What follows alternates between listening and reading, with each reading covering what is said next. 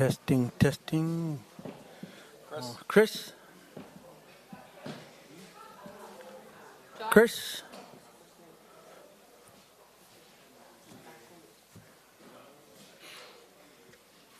Test. Hello. Test.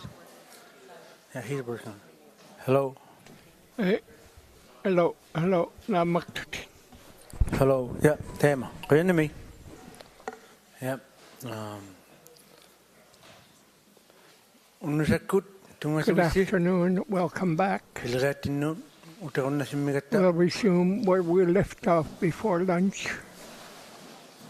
Before we proceed this morning, I was reminded this morning that when there are funeral this afternoon, Sarah Kakeok's relatives, let's keep that in mind. And in our community in Penn, there's also a funeral today for one of our friends, so just keep that in mind. Let's stand up a short while in remembrance of our friends.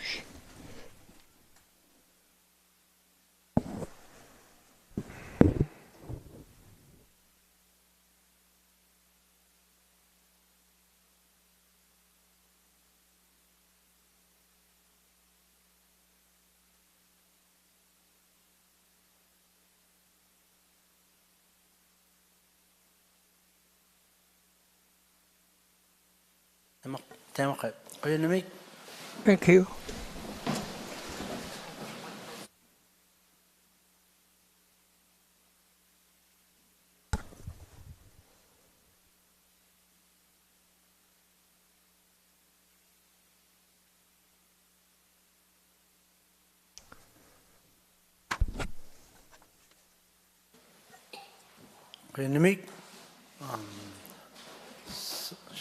Sharon, Sharon had a comment before we proceed. Thank you, Mr. Chair. Sharon Halwak, Executive Director, Nunavut Planning Commission. Everyone knows that the federal government declared Monday as a holiday. For our next part of our journey, for everyone who's been asking, we consulted with the signatory parties, and we have agreed that we are going to recognize the Queen. But in saying that, we've all agreed, because we're on the road, we will be working that day and providing for all of our staff another day off as a recognized holiday. And we will be taking the appropriate time during the day to pay tribute to the Queen, as it is her funeral. So for everyone that has been asking, we will proceed with our public hearing commencing in Rankin Inlet on Monday. Thank you, Mr. Chair.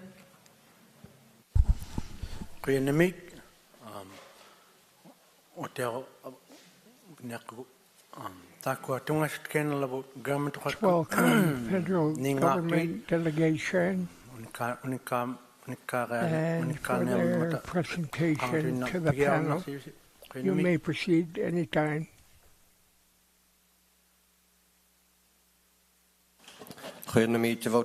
Thank you, Chair. First of all, my name is Terry Audla, Regional Director General with Crown Indigenous Relations and Northern Affairs Canada. And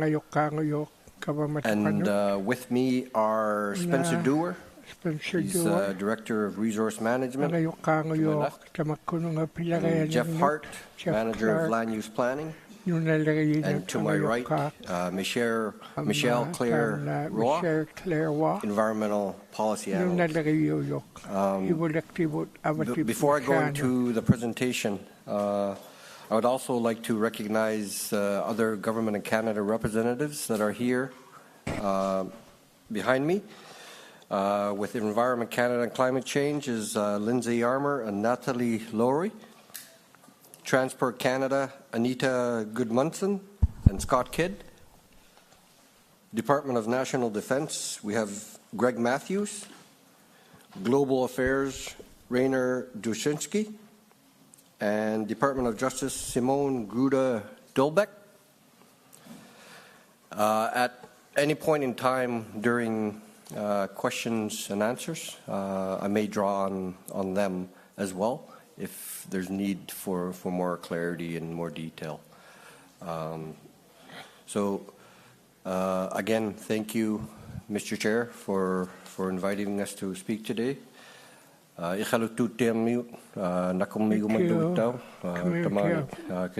Community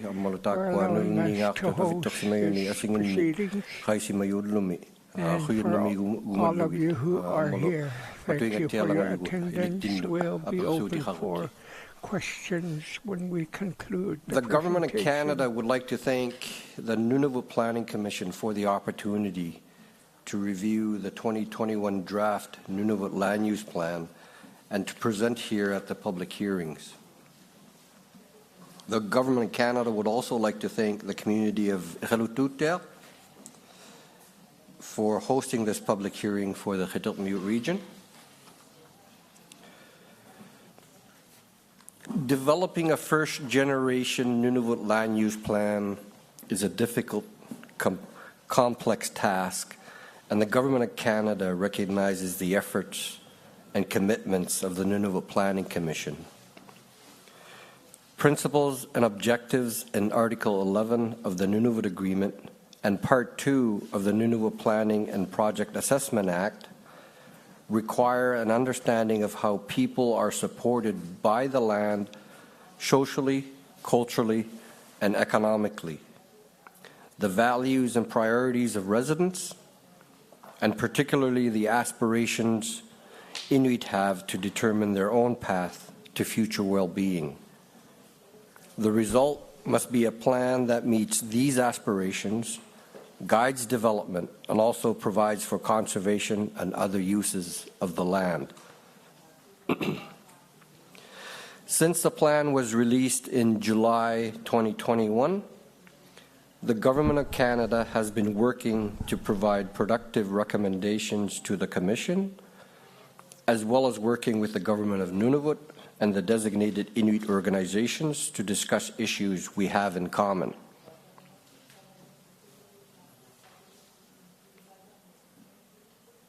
The Government of Canada continues to be committed to this process for the benefit of Nunavut and all Canadians.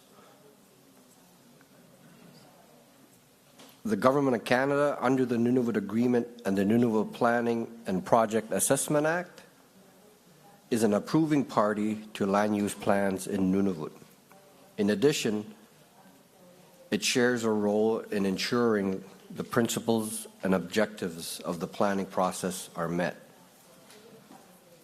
10 federal departments and agencies have been part of the Government of Canada's work to review and provide recommendations to improve the draft Nunavut Land Use Plan.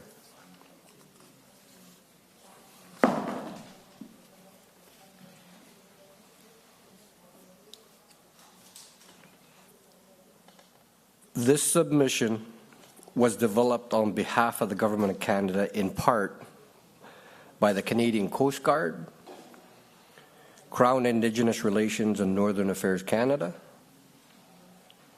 Department of National Defence, Environmental and Climate Change Canada, Fisheries and Oceans Canada, Global Affairs Canada, Justice Canada, Natural Resources Canada, Parks Canada, and Transport Canada.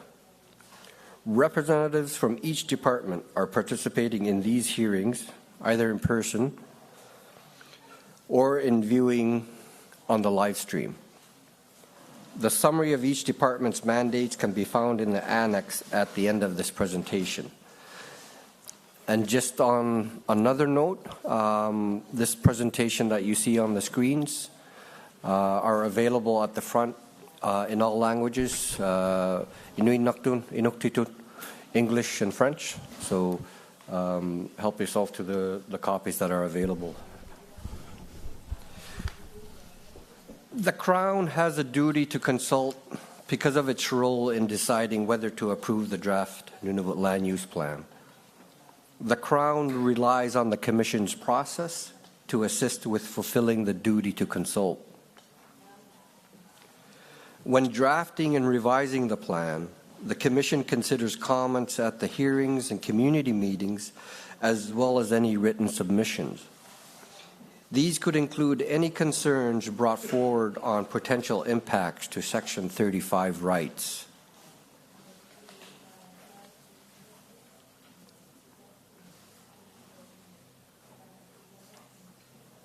The Government of Canada encourages Indigenous governments and organizations to identify to the Commission any potential adverse impacts to their rights and how these may be addressed through the draft plan.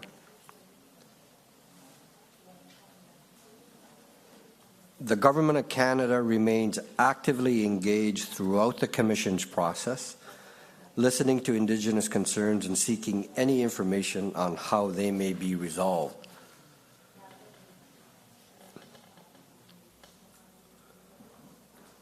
The purpose of this presentation is to provide a high-level overview of the comments and recommendations submitted to the Commission by the Government of Canada on the 2021 draft Nunavut Land Use Plan. The written submissions we provided to the Commission are on the public record. They are more comprehensive and contain more detail on the issues than we have time to present today. It is important to note that although we are identifying issues that need resolution, the Government of Canada is confident and committed to a collaborative process that will make progress toward developing a sound, well-supported, and clear first-generation land use plan that can be successfully implemented.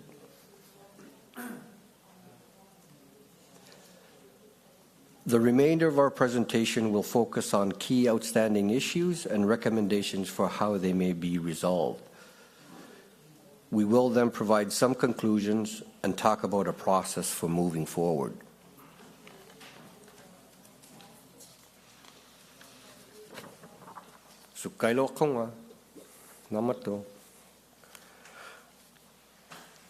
The Government of Canada's review is guided by our priority expectations for a first-generation land use plan.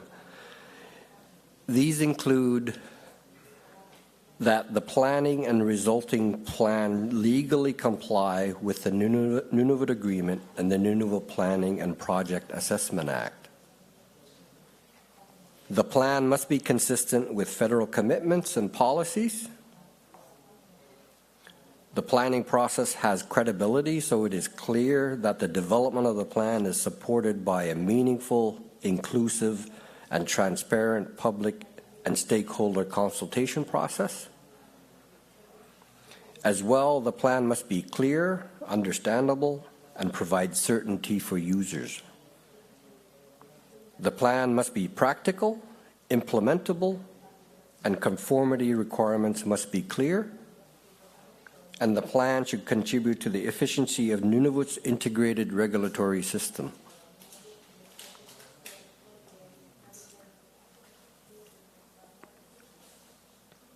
Our review is also guided by the Commission's broad planning policies, objectives, and goals that were developed by the Commission with the Government of Canada, Nunavut Tungavik Incorporated, and the Government of Nunavut.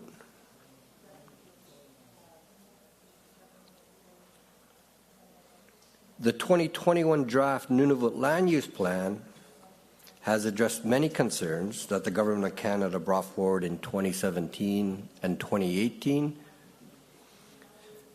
There have been significant improvements.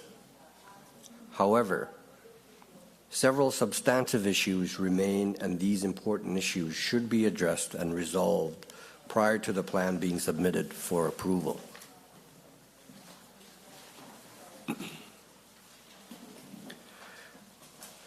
Clarity and certainty in how the plan should be read are critical to successful implementation of the plan. There have been improvements from previous drafts, but there are still areas that need work. For instance, overlapping land use designations remain. These should be eliminated from the plan, or clear guidance should be provided on how overlapping land use designations are to be applied to avoid ambiguous interpretation.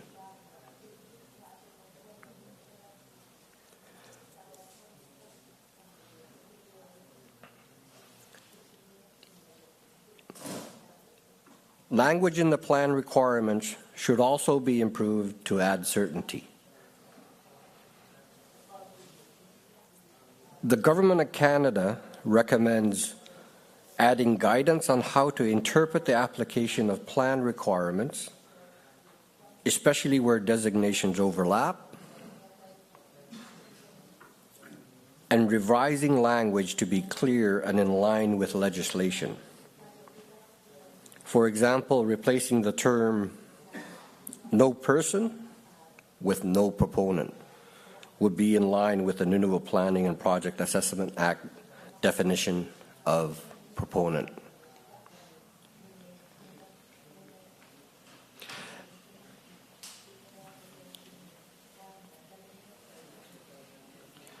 Maps are the basis for being able to understand and apply any land use plan.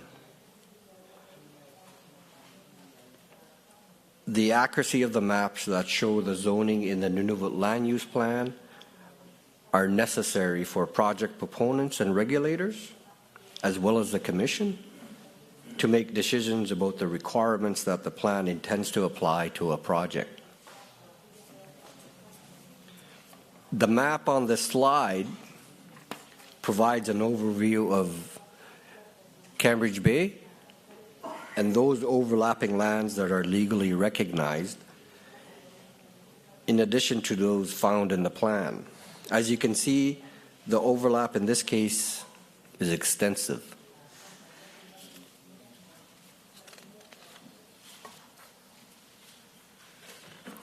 The Government of Canada understands that there were some challenges experienced by the Commission in accessing certain map data, and understands that work is underway to address this issue.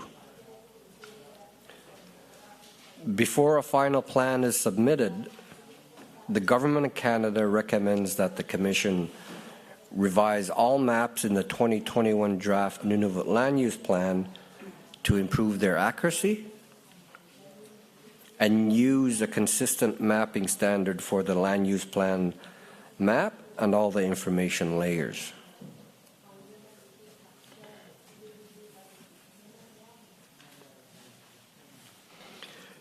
The Government of Canada recognizes the efforts of the Commission has made and the challenge involved in balancing the goals the plan seeks to achieve.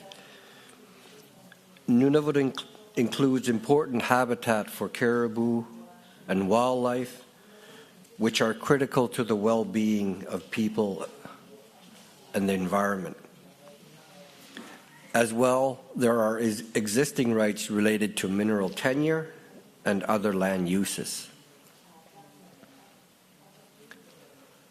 At the same time, there are important rights in the Nunavut Agreement, including the ability of Inuit to manage their own land to benefit from development and to harvest. In our view, the plan cannot and should not be counted on as a solution to protecting all of these values on its own. There are a number of mechanisms available in Nunavut that will help to achieve these purposes.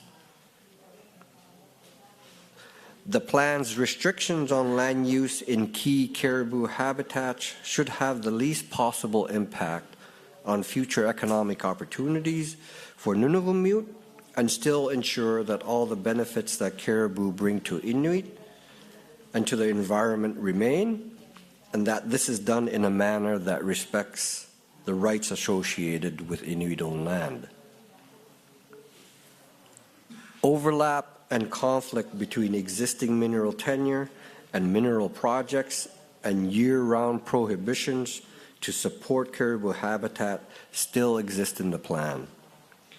Greater clarity and certainty is required to ensure the benefits and rights guaranteed in the Nunavut Agreement can still be realized.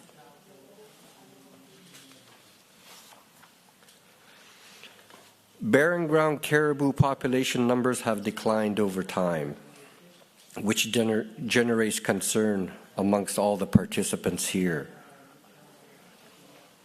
The Government of Canada's objective is that whatever approach the plan takes to barren ground caribou, it supports healthy populations that can support sustainable harvesting into the future. We think the planning process in Nunavut is a key opportunity for parties to work together to find the right contribution the plan can make to conserving caribou, whether that be through a regional approach to zoning, possibly including mobile caribou measures or other effective conservation measures.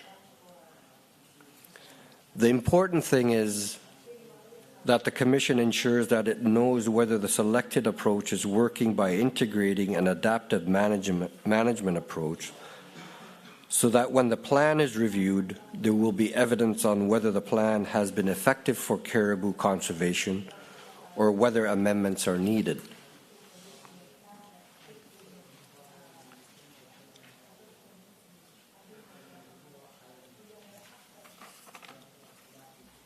At the same time, the value the mineral economy brings to Nunavut must be a key consideration. A healthy mining sector provides opportunity for Nunavummiut. It provides employment, contracting, training, and vital contributions to government, Inuit organizations, and communities that allows support of local programming. The Conference Board of Canada expects mining to account for 40% of Nunavut's GDP in 2022, gross domestic product. Sorry, Chair. We need to ensure the land use plan does not close the door on economic potential when other mechanisms in the regulatory regime can mitigate impacts to the environment. By example, mineral tenure covers 2.5% of Nunavut. Over a third of that tenure, within that 2.5%, is overlapped with limited use zones that prohibit mineral exploration, development, and related activities. Many mineral projects and mines are on both Crown and Inuit-owned land, which are overlapped by limited use zoning, as shown in this figure, and this will limit the development of new mineral projects and mines and the ability of existing mines to further evolve.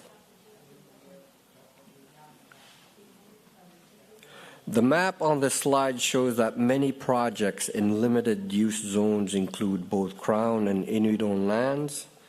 Consistency in zoning for the entire project area will be required for these projects to proceed.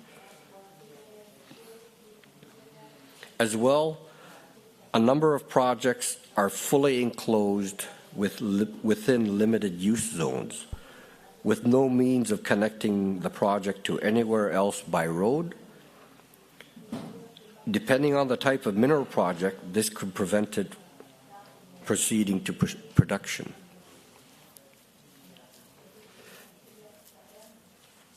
The Government of Canada's analysis revealed that the draft plan applies a limited use designation to 3 of Nunavut's 4 active mines, Meladine, Hope Bay, and Mary River, excepting only the Meadowbank complex.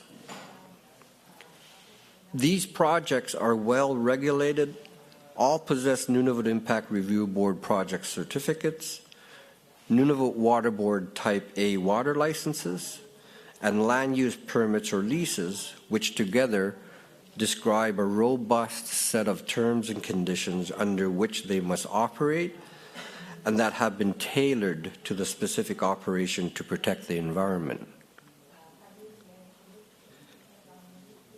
The Government of Canada recommends that the Commission rezone areas with existing mineral tenure currently overlapping with a limited use designation as mixed use.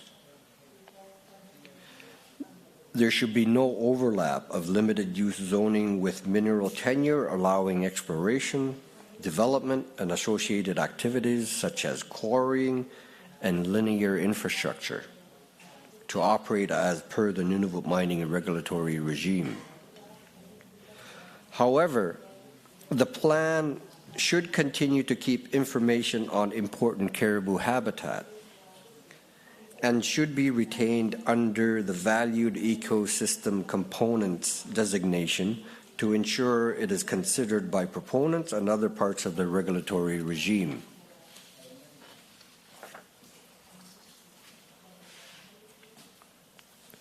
The approach in the current draft plan to address the issue of overlap between limited use zones and existing mineral rights is to include a list of projects in Appendix A that would be exceptions to the limited use prohibition on future mineral development.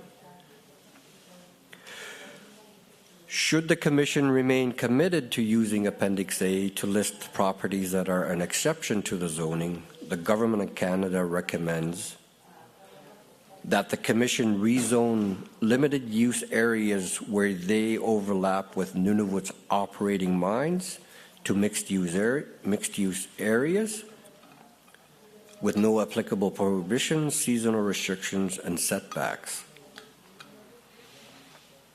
As well, information on important caribou habitats not already identified as valued ecosystem components should be retained under that designation to ensure it is considered by proponents and regulators.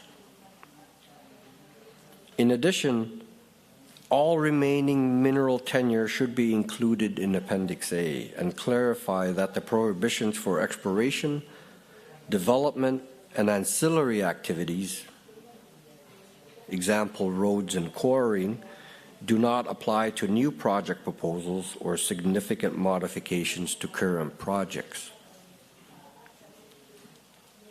The Government of Canada continues to recommend that the Commission work with Crown Indigenous Relations and Northern Affairs Canada and holders of existing mineral rights and interest to ensure that any existing or future projects arising from existing mineral tenure that will be impacted by the proposed limited use areas are accurately identified under Appendix A of the plan.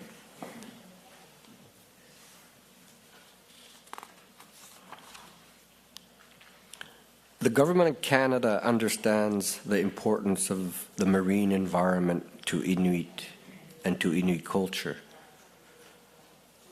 Also important is the need for the plan to reflect a balance of the Nunavut Planning Commission's broad planning policies, objectives, and goals. For the Government of Canada, this means the plan must manage marine transportation in a way that protects the environment, promotes conservation planning and community well-being, and encourages sustainable economic development. Given this, a number of key considerations are as noted on the slide, have guided the Government of Canada's comments about marine transportation.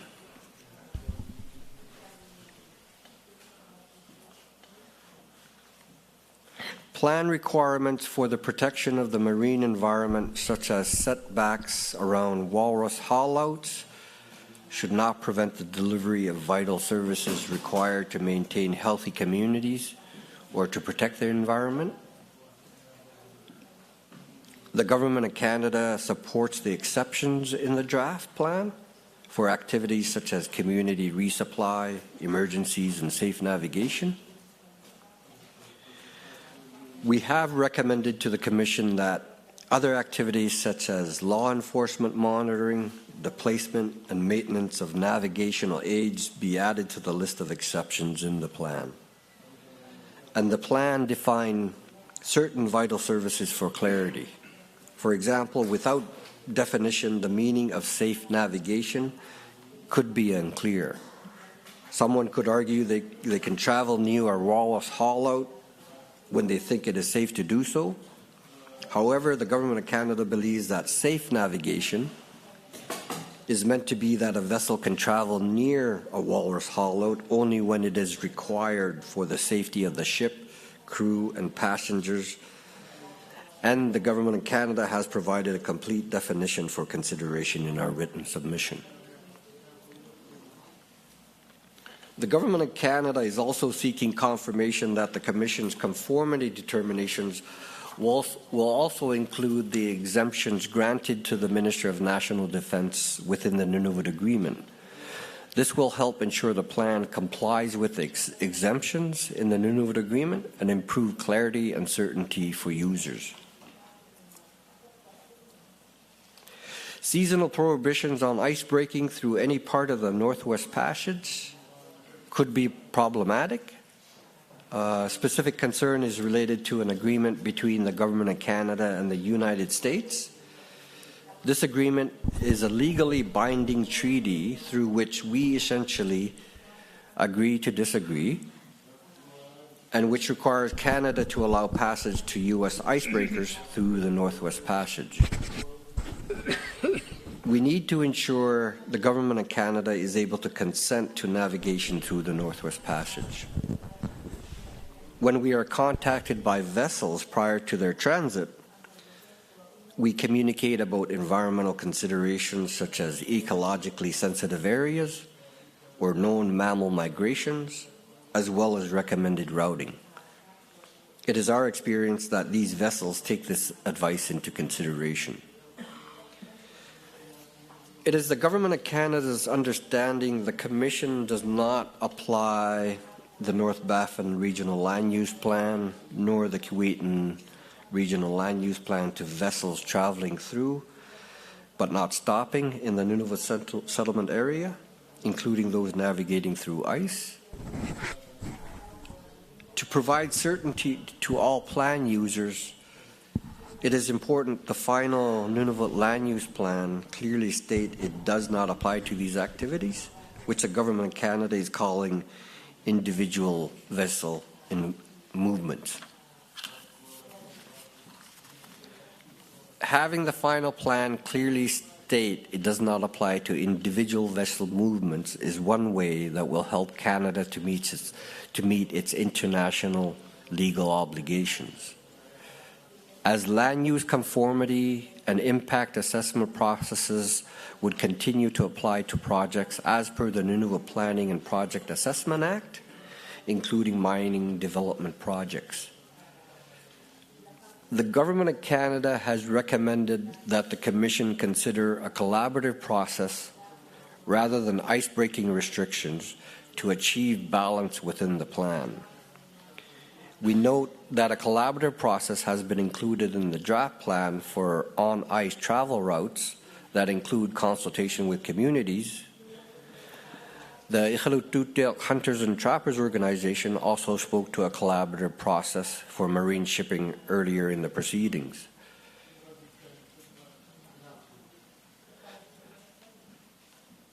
The Nunavut Land Use Plan will only apply to Tadlogutiup Imanga until the Canada National Marine Conservation Areas Act comes into effect. A joint Inuit-Canada co-management board makes consensus decisions that include Inuit Hauyama for managing the marine conservation area. Some of the prohibited activities listed in the plan requirements may change after legal establishment, as the co-management board and planning processes will make decisions on appropriate activities.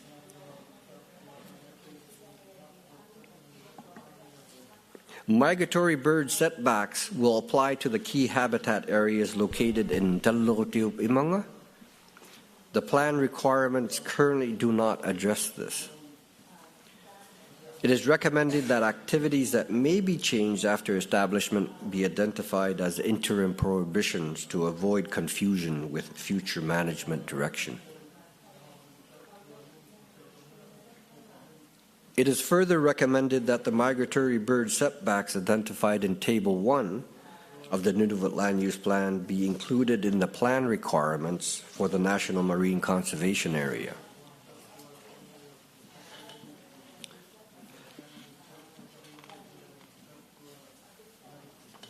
The Government of Canada has provided some suggested wording for Section 3.1.2 to clarify the difference between the National Marine Conservation Area awaiting establishment and for future National Marine Conservation Areas.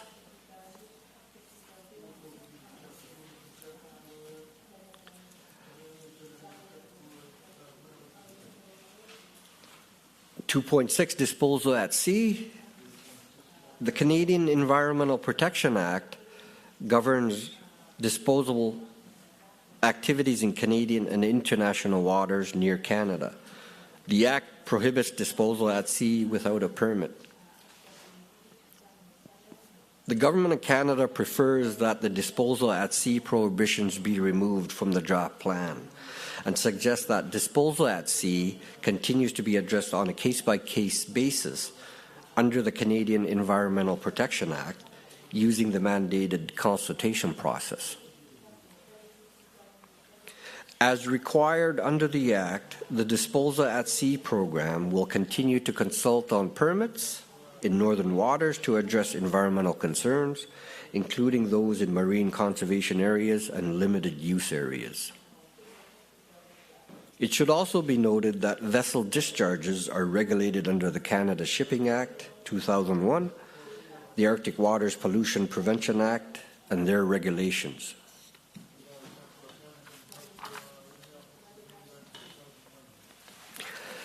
The Government of Canada is re-evaluating the prohibitions of all uses in areas zoned as limited use for military facilities. There may be an opportunity to allow for some uses that would not conflict with national defense and national security. The planning process would ideally include the Department of National Defense in decision-making and approval process, which would allow activities not contrary to those of the department to advance.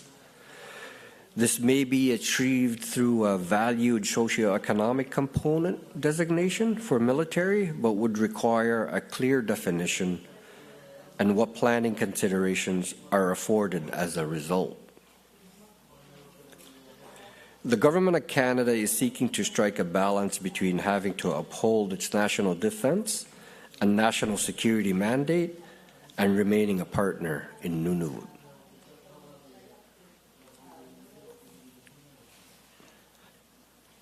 Summary and conclusions. The Government of Canada recognizes the importance of land use planning in Nunavut's regulatory system and will continue its role on a path towards a plan that can be accepted. We believe the issues presented by the Government of Canada can be resolved through continued collaboration with all involved. The Government of Canada, along with Nunavut Dungavik Incorporated, the regional Inuit associations, and the Government of Nunavut recognize that issues related to Inuit-owned land, Inuit impact benefit agreements, and consultation as they relate to the land use plan are important issues to understand. The parties have begun discussions on these topics in hopes to advise the Commission on a path forward to resolve these issues.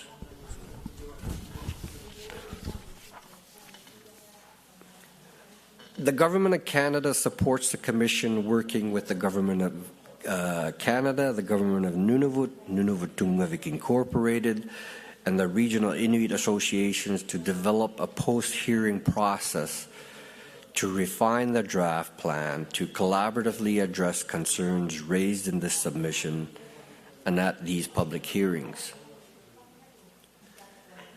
The Government of Canada will also continue to listen to Indigenous concerns noting how they may be resolved, and will take any further steps necessary to ensure its duty to Indigenous rights holders has been met.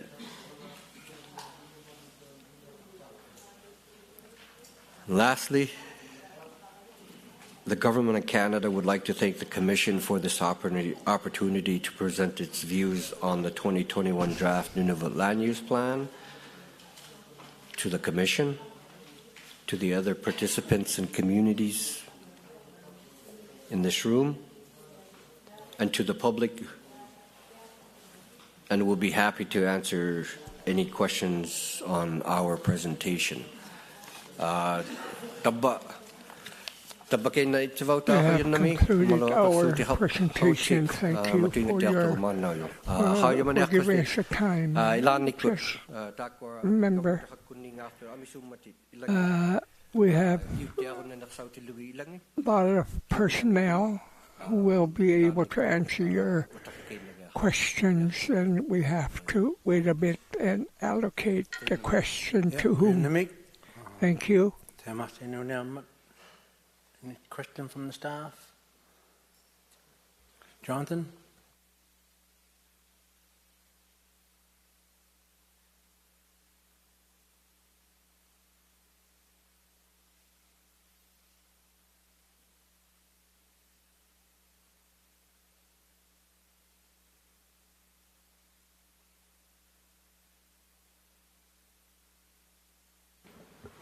Thank you very much, Mr. Chair. This is Jonathan Savoy from the Nunavut Planning Commission.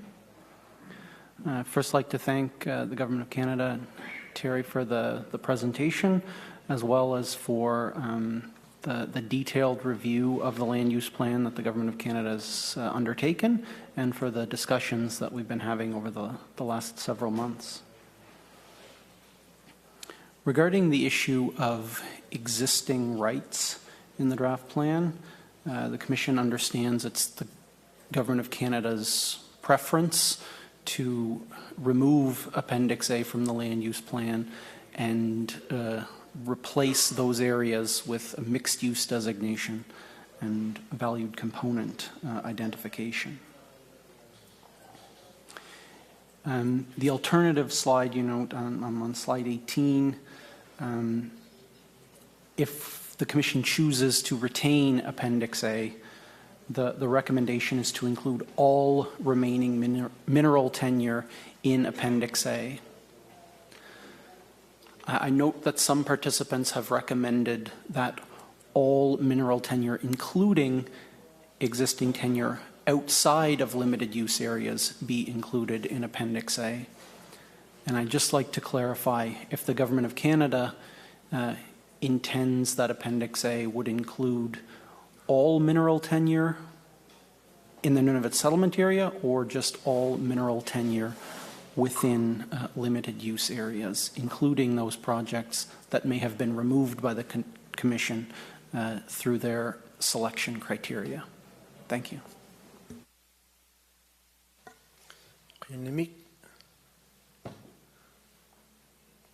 Terry?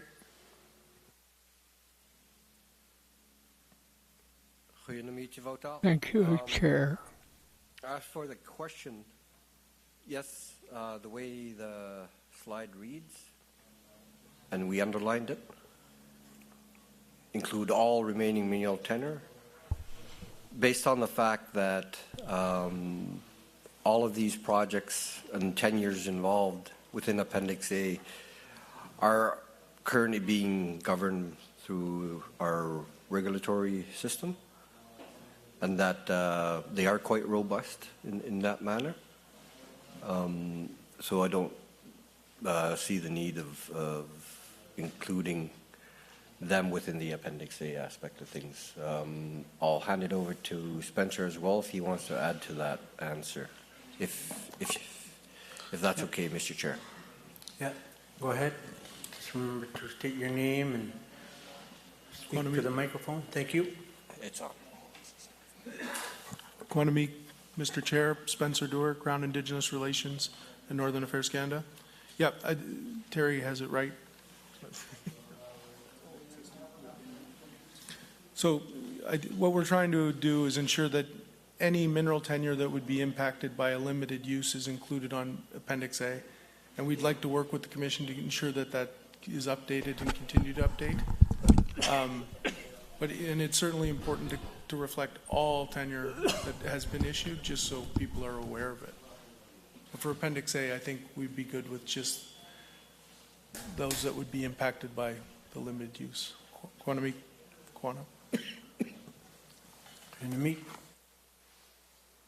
Jonathan? Jonathan Savoy, the Nunavut Planning Commission. Thank you again, Mr. Chair, and thank you to the Government of Canada representatives for their responses. Again, on the issue of existing mineral rights, Commission appreciates the information that the Government of Canada has provided on mineral rights that overlap with limited use areas but are not included in Appendix A.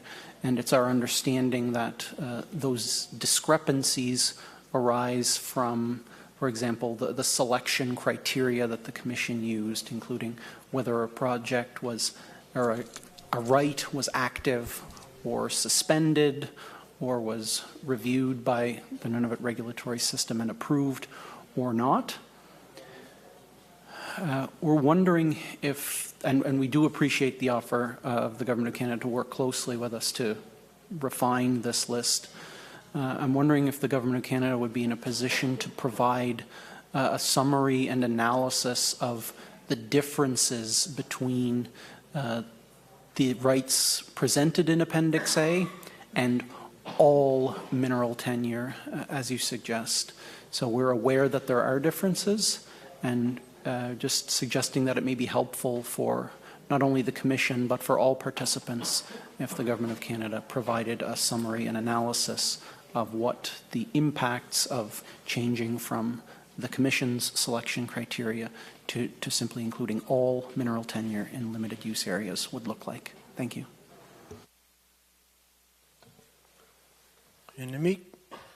Terry? Terry Odla, Sure. Crown Indigenous Relations, Northern Affairs Canada. Yes. Any other questions? Jonathan?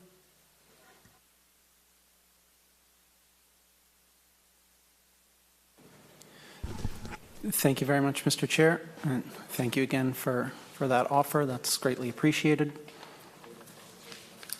To switch topics to the subject of Inuit-owned lands that have been the discussion recently in this hearing, we do note that Nunavut Tungavik and the regional Inuit associations have made requests for a distinct approach on Inuit-owned lands as compared to Crown lands, and have outlined their mandate and responsibilities on Inuit-owned lands.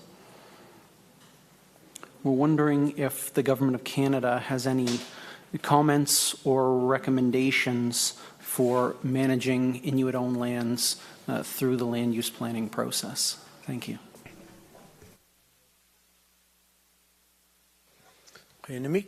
Terry? Terry Odla,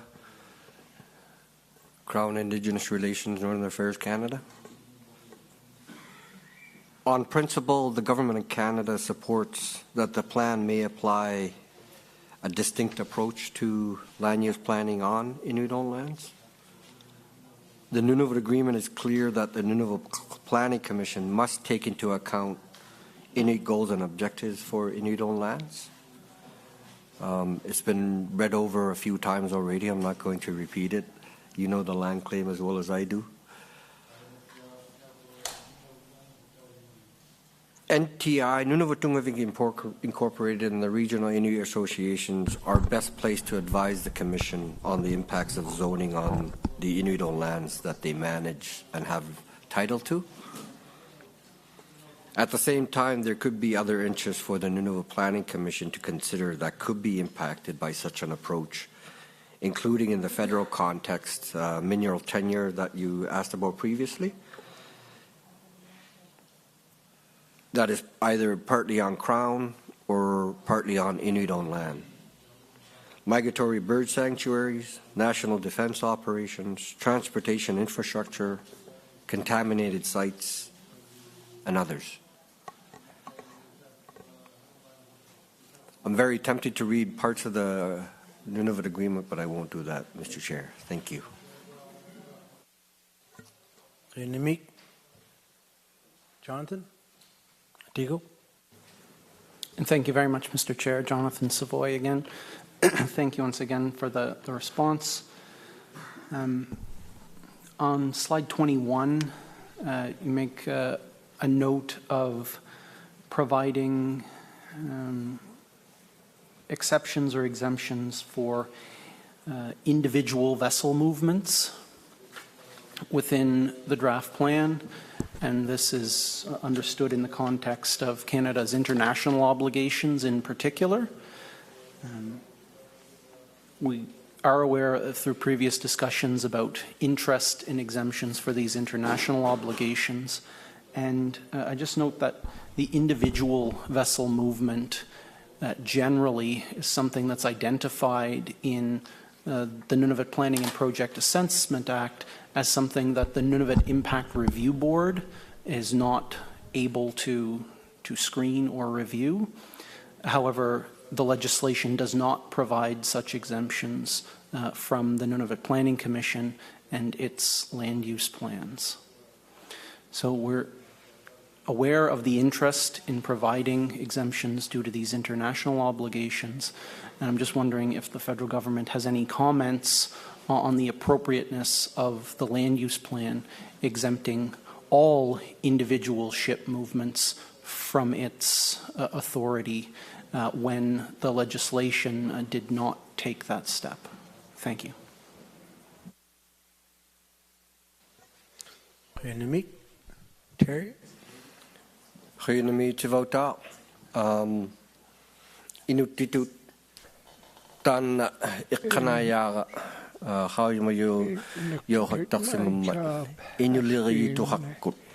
Polygum to hakut.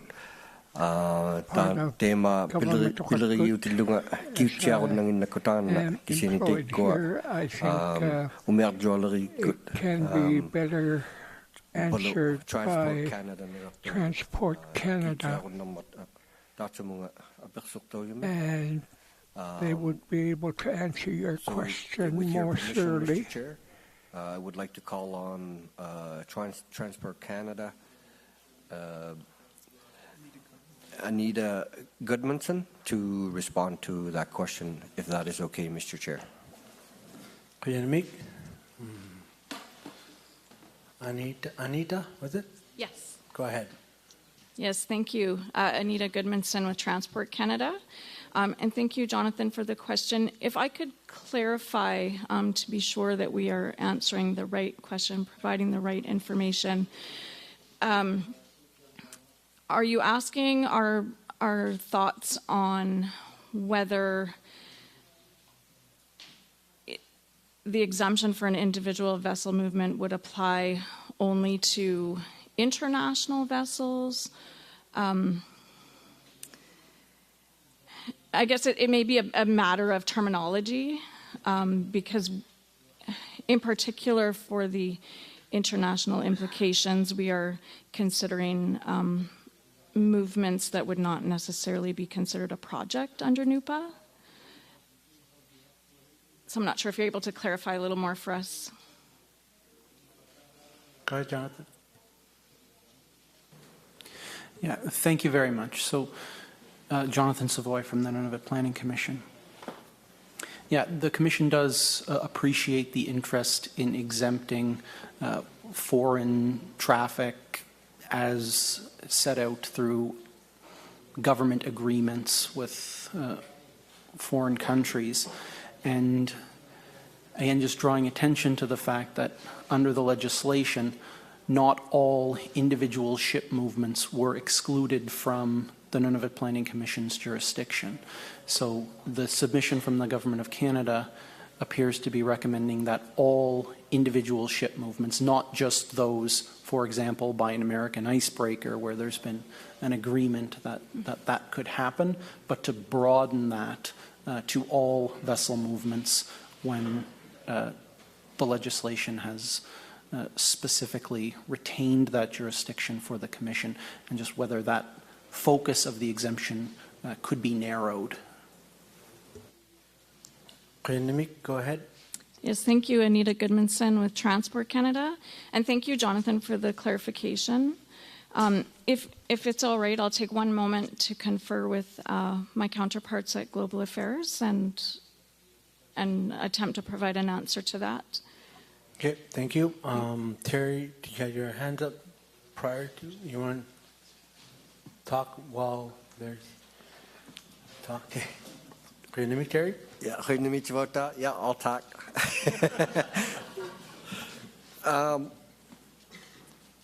Just to sort of expand on whether or not Canada view vessel movement as a project. It is the Government of Canada's understanding that the Commission does not apply the North Baffin Regional Land Use Plan and the Kuwaitan Regional Land Use Plan to vessels traveling through and not stopping in the Nunavut settlement area. To provide certainty to all plan users, it is important that the final Nunavut Land Use Plan clearly state that it also does not apply to these activities, which the Government of Canada is calling single vessel movements. Having the final plan clearly state that plan requirement 2.2.5-1 does not apply to single vessel movements will also allow Canada to more easily meet its international obligations regarding passage through the waters of the Nunavut settlement area. I hope this clarifies it a little bit, Mr. Chair. Jonathan. Yeah, thank you very much, Mr. Chair. Jonathan Savoy with the Nunavut Planning Commission. Thank you, Terry, for that reminder of the comments that you made previously. I'll just perhaps note in response to that the NPC has generally tried to stay away from summarizing legislative requirements in the text of the draft land use plan. So, for example, when a project requires a review by the Nunavut Planning Commission.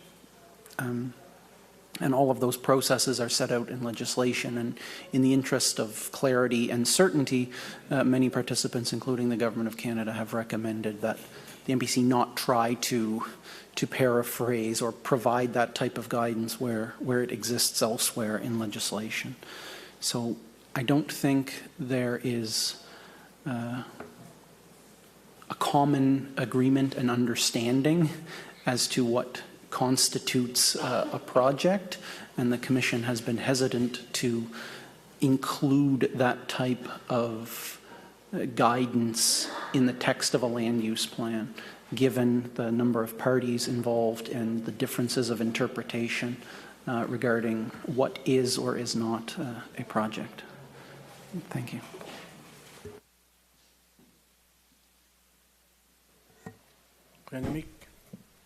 Terry? Yeah,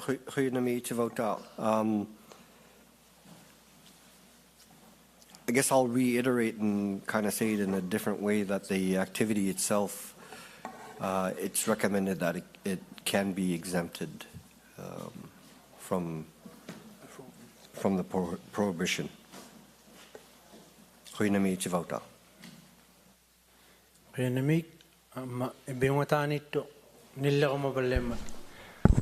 We'll get back to the original presenter. Yes, thank you, and my apologies for having to step away momentarily and appreciating the conversation that has taken place while I'm gone. And I'm sorry, Anita Goodmanson with Transport Canada.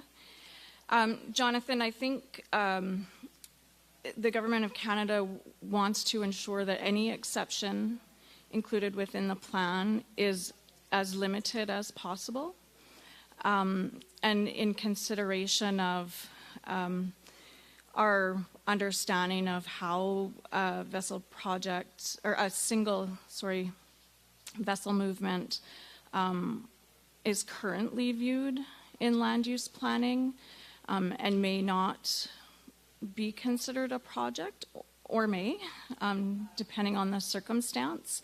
I think at this point it might be more helpful if we offered to ensure that we addressed your question in our final written submission, if that's acceptable. Great, thank you. Right, that thumbs up. Kuya Limig, any other questions? Jonathan? No, not at this time. And yeah, of course, I think a reminder to all participants that none of the questions being raised today, require a response here on the floor. As the chairperson has noted, written submissions and further public hearings will also provide an opportunity for further discussion. So I'll stop now and see if others have questions. But yeah, really appreciate the responses from the representatives today. Thank you. Kuya Limig, ako sa takakat. Any Bobby? questions?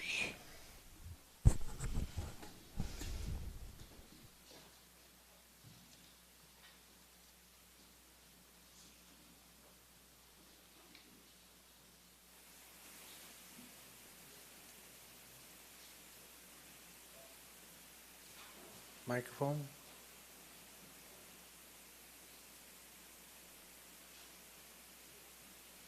I don't think it's working.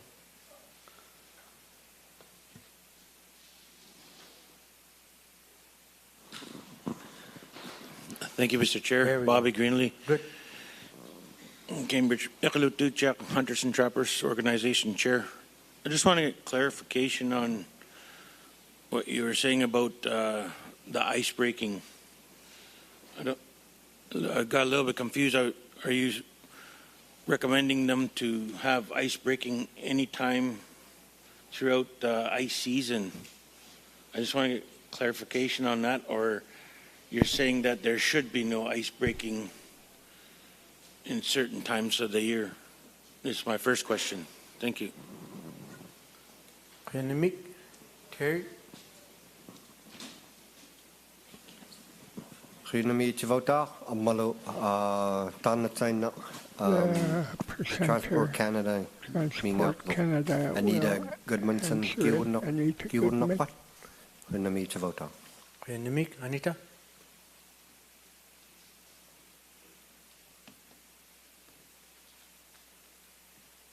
Thank you. Anita Goodmanson with Transport Canada. Thank you for asking that clarifying question. When it comes to ice-breaking restrictions that are in the plan currently, the Government of Canada has talked about the potential impact to our international legal obligations. So that's one aspect that we would have made recommendations in regards to the exemption. We do support the protection of the marine environment and wildlife from shipping activities to reduce those impacts. When we, again, look at that and how they're included in the plan, from our perspective, we look at what the potential impact would be to shipping from the shipping restriction. Anita, Oh. just a little reminder, talk to your microphone. Sorry. Yeah, getting hard to hear. Thank you. from Maybe I'll- Thank you. If that's better there? Great, thank you. Yeah, sorry, my apologies. So when we look at the shipping restrictions or the ice-breaking restrictions that are in the plan, we took some time to evaluate how those would impact shipping within the Arctic. And it is the Government of Canada's preference that where possible, we create protections while minimizing the impact to transportation in the Arctic. And so it's not, I wouldn't say that we support or don't support ice-breaking restrictions. It's that we would like to work together as best as possible to make sure that whatever restrictions are in place, if they're deemed to be necessary, are done so in the way that limits the impacts to shipping as much as possible. So I hope that clarified for you. To you, Bobby. Thank you, Mr. Chair. Bobby Greenlee, Iqaluit Jack Hunters and Trappers Organization Chair. Thank you for the clarification. As you probably know, we do have the Notice to Mariners, which is just for everybody out there going through. It's just a courtesy basically for each ship, and it's not a law. And from that date to now, that has been working very well. And the way it's worded, it's worded in there like, unless it's an emergency for ice breaking, stuff like that, it's all put in place. And it's a courtesy thing for all the ships that are coming through, and it works great so far. It's great. We're lucky that hasn't been no emergencies since then. But also got to look that the ice is our highway. It's not only for our marine mammals or the caribou crossings. It's about us up here too. We live on the island. We travel to the mainland by snowmobile. We're not the only community. We have neighboring communities that come over, visit, and vice versa. We travel over there. It's our highway. And the reason why this was put in place, where we started it, back in 2015, we had hunters on the mainland. They came home. Next day, a couple days later, they were ready to go across again. It was wide open. There was no communication, no notification. And, if it was dark, who knows, there could have been people falling through into the open water. And so since that was back in 2015 that happened, so this is why we started to put this in place, and it's worked very well. We do get notices to the HCO, or the Hunters and Trappers, the Hamlet office. They do call ahead and say that they are coming through. And I just hope it continues.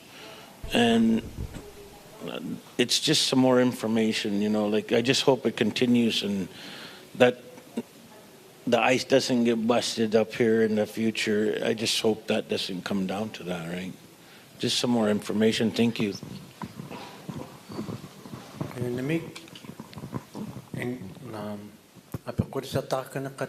Any further questions to the panel?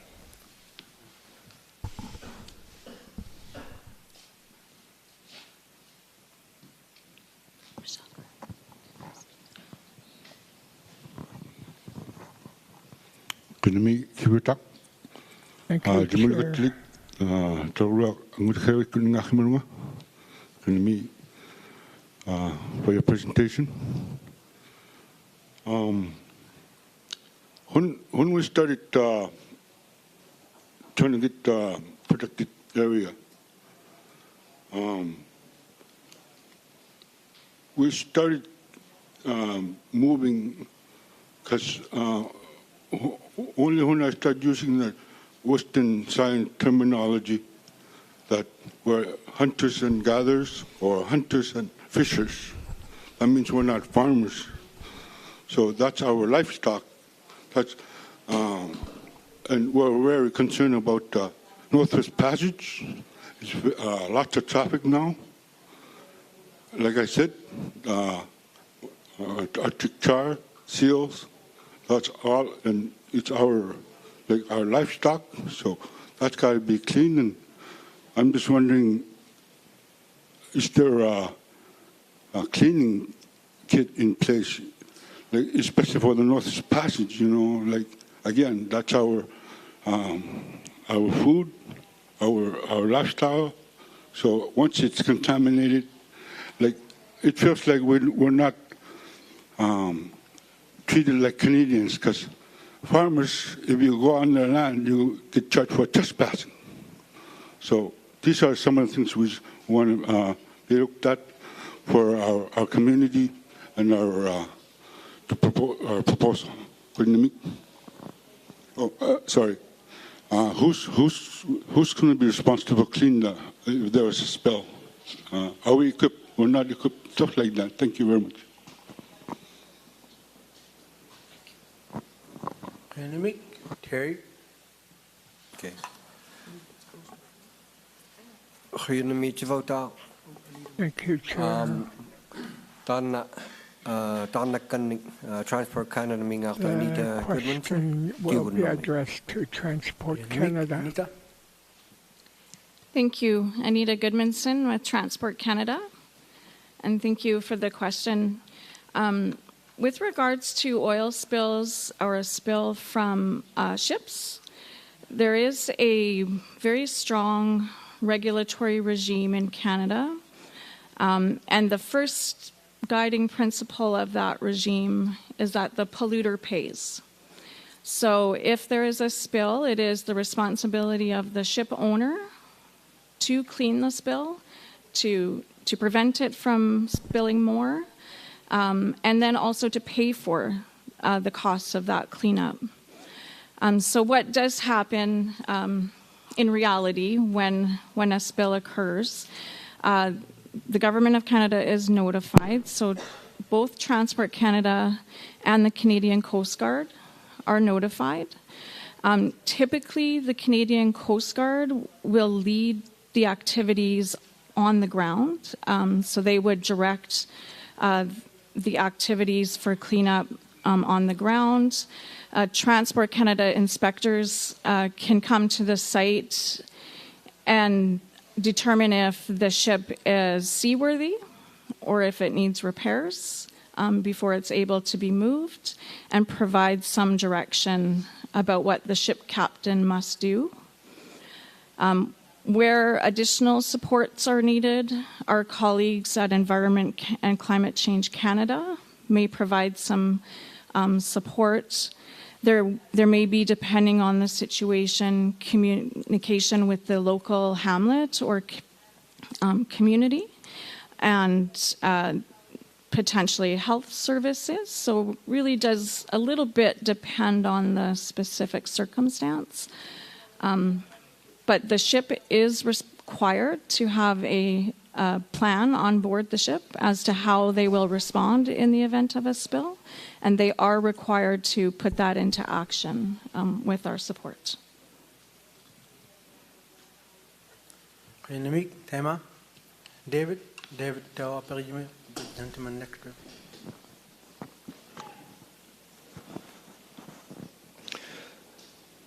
Thank you, Mr. Chairman. David Tutalik, Hamlet representative from Teluk Rock. Okay, I might be a little off track, but talking about movement of the ships and vessels. I've been with the Rangers for the last over 40 years now. I just want to bring this up. Once in a while, we get exercises. Headquarters from Yellowknife come, and then we go out. Summertime, it's easy. We use our small boats, and then they let us identify what kind of movement of the ships and the vessels going around our land, Nunavut. They tell us that to report it to headquarters in Yellowknife, and Yellowknife pass it on to Ottawa. Now, I hate that if the freeze-up comes, I guess we're going to use the snowmobiles. That's the only way that our little boat can break the ice and can go. That's my question. Or I don't know if that's going to, I don't know if you guys are involved with contact with the headquarters and National Defense, Yellowknife, or headquarters in Ottawa. That's my question. Thank you. Namik. David? Goedemiddag, Tivota. Thank you, Chair. With respect to Mr. Tutaluk's question from Talukyo, in the exercises carried out by the rangers specific to his question, Mr. Chair, I would like to call on the Department of National Defense, Greg Matthews, to see if he could respond to that. And prior to that, Mr. Chair, if we could also have opportunity to provide some more feedback to Billy's from the HTO Hunters and Trappers comment on the shipping icebreaking aspects that Anita could respond to as well. But I'll leave it to you, Mr. Chair, at this point, if Greg Matthews is available for a response. Thank you, Mr. Chair. Greg, go ahead. Greg Matthews, Department of National Defense, Government of Canada. And you're going to need a couple minutes just to prepare an answer, if that's okay. Go ahead. Yep, thank you. And we can go, you can get back to. He wants to say something. Go ahead. Amanda Terry B. Yeah. So I call on Terry Odla, Crown and Indigenous Relations, Northern Affairs Canada. Mameno, it's a vota. Anita, you wanted to respond with respect to Billy's comments earlier? Anita? If that's okay, Mr. Chair? Anita, go ahead. Yes, thank you, Anita Goodmanson with Transport Canada. And so my apologies to Terry. I believe it would be the Canadian Coast Guard who would be able to provide you a little bit more information in regards to icebreaking activities. It is the Canadian Coast Guard that undertakes those activities. So again, my apologies, Terry, for the confusion there.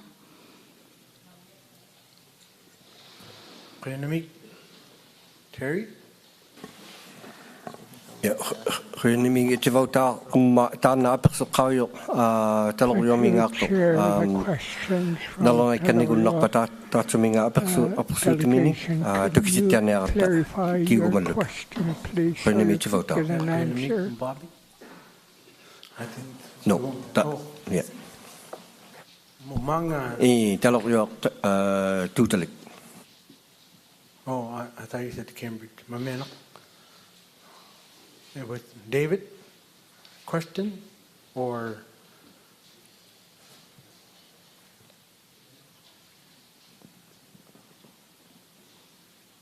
Oh, apakotiyak ko yun ni. Question, can you David Tutalik. ask your question, David Tutalik? I was wearing my other earphone. I didn't quite get your. Can you please give me that again? Thank you. I believe they want you to explain, Mila, what your question was to them. Can you just repeat it, if you can?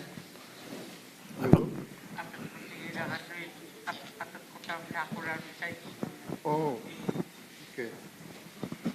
Thank you. I've been with the Rangers for over 40 years now. Sometimes when we get our headquarters from Yellowknife comes for exercise. Rangers, they let us go Rangers exercise. And then sometimes, summertime, they let us go out, observe what kind of movement of the vessels and ships going around our Arctic, our land, our Nunavut. Now, my question is, I don't know if you guys involved with them. That's my question. But it's not hard during summertime with our little boat. You know, we go out maybe 50 miles somewhere from our land, from Teluk Rock, or 80 miles out. And then we observe, they let us observe what kind of movement and what kind of ships they are. If they look different, they let us, they would report it to them, and they report it to the headquarters in Yellowknife, and Yellowknife to Ottawa, I think. Now, that's easy in summertime, because by boat, we use a small boat. But you say, if the freeze-up comes, we can use our boat. I guess they're going to let us use our snowmobile in order for us to do the same thing. That's my question. Thank you.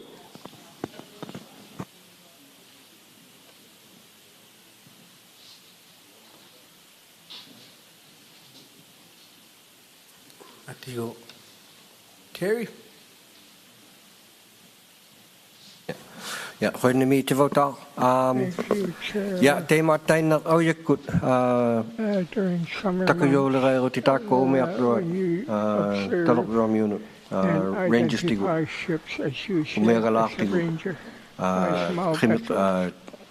takayo le gai pati tu sama ti tau so mo te tako te ko. All the ships coming through D&D ko Yellowknife. Tema taina tema upinga sa or ukiasa ukiango ti lagu ukiango ti lagu tema taina pivi haun na mai. It doesn't matter what time of year the vessels are traveling. Kibunga kai te vauta. Is that your question, Chair? Does it answer his question? Napakot sa takanaka. Mangit. Pitakangimat. There appears to be no more questions from delegates. Any questions from registered participants? Yep. Go ahead. State your name and your organizations. And make sure you speak to the microphone. Thank you. Hi. Brandon LaForest, World Wildlife Fund. My question is on slide 18. Just on the note of includes all remaining mineral tenure. My question is, considering tenure issued post-release of the 2021 draft of the plan, if it's the Government of Canada's intention to include those tenure as well in their final recommendation for claims that should be grandfathered. The question is based on considering the area proposed by the Spence Bay Hunters and Trappers Association. Earlier this year, a new claim was issued within their boundaries. So the question is one that we've posed over the years, but is there a cutoff for when claims would not be grandfathered, recognizing it's a recommendation from the Government of Canada and ultimately the Planning Commission's decision?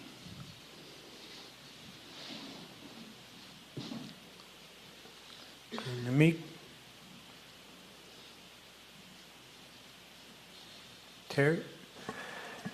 Yeah, goeie meet you, Votal.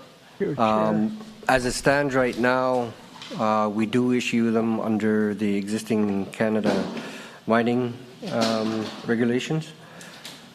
But once the Nunavut plan comes into effect, we will be using that process. So I guess to be clear, it's not going to be for forever and a day, but it's at some point when we do find something that is more certainty, that provides more certainty and clarity through the Nunavut planning process. I hope that answers the question, Mr. Chair. Go ahead. Brandon LaForest, World Wildlife Fund, Canada. Thank you very much. I guess a quick follow-up for clarity would be a claim issued tomorrow would be recommended to be grandfathered into this plan.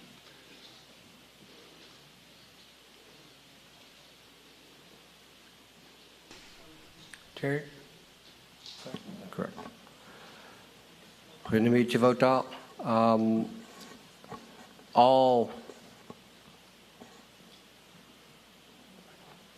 projects that are submitting for this time period will all be transferred over under the new Nunavut planning process. Thank you, Mr. Chair. Yep, going to meet. Any other question from registered participant? Thank you. Thank you for the questions and answers to everybody.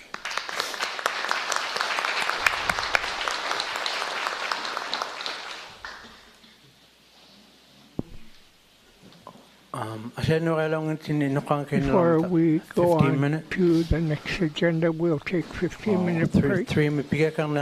We'll resume at 3.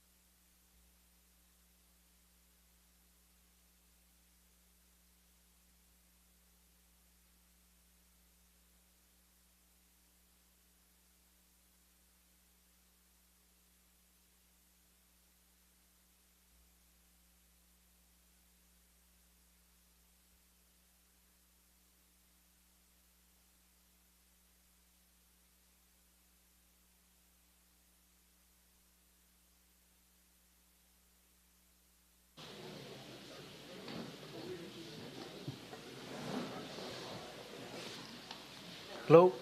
Yep. The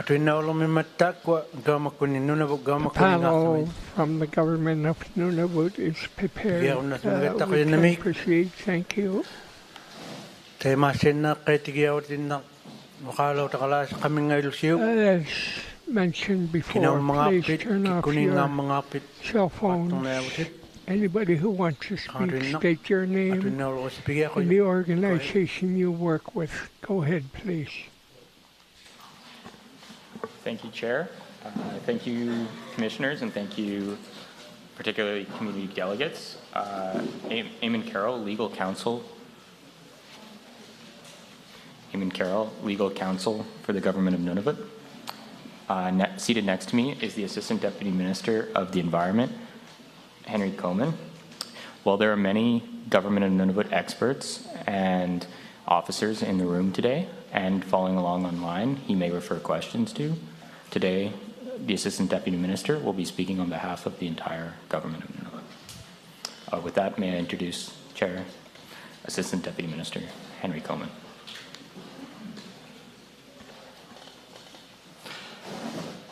Hello, I'm Henry Coman, Assistant Deputy Minister for the Department of Environment, Government of Nunavut. Thank you to the Nunavut Planning Commission for the opportunity to present today, as well as the opportunity to listen to the thoughts of Nunavut and others regarding the Nunavut Land Use Plan.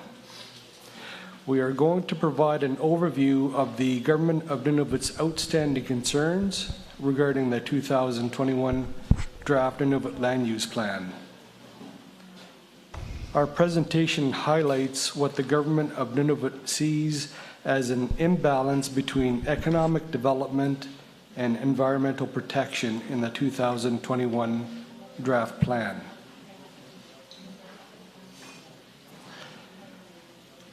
In the presentation, we will go over the Government of Nunavut's role in this process, as well as the mandate that guides our participation. Following this, I will present the Government of Nunavut's technical review of the 2021 plan. Finally, I will conclude the presentation and be prepared to answer your questions.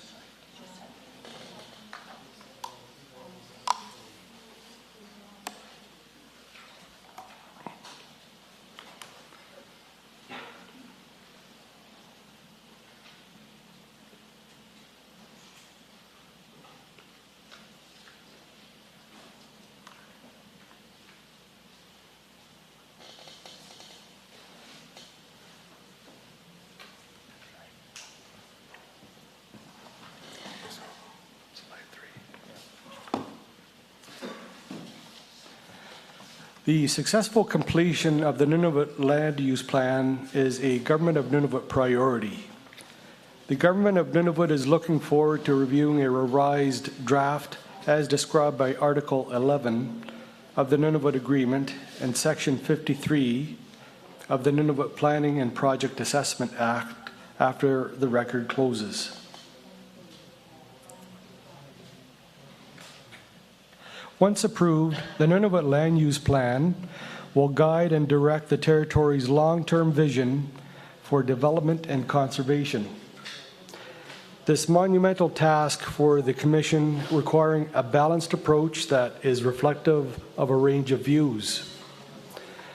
No issue exemplifies the competing values of economic development and environmental protection more than the draft plan's proposed designations for caribou habitat.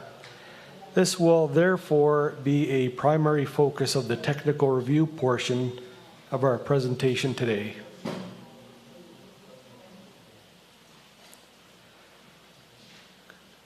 Katuchiluat is the vision and overarching policy goal that will guide the Government of Nunavut's final review of the 2021 draft plan once it is submitted by the Commission.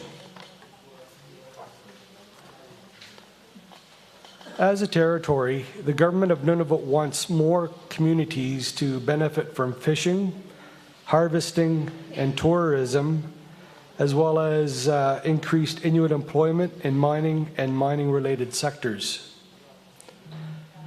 The Nunavut Land Use Plan should encourage sustainable economic development and diversification in all sectors which address the need for critical infrastructure.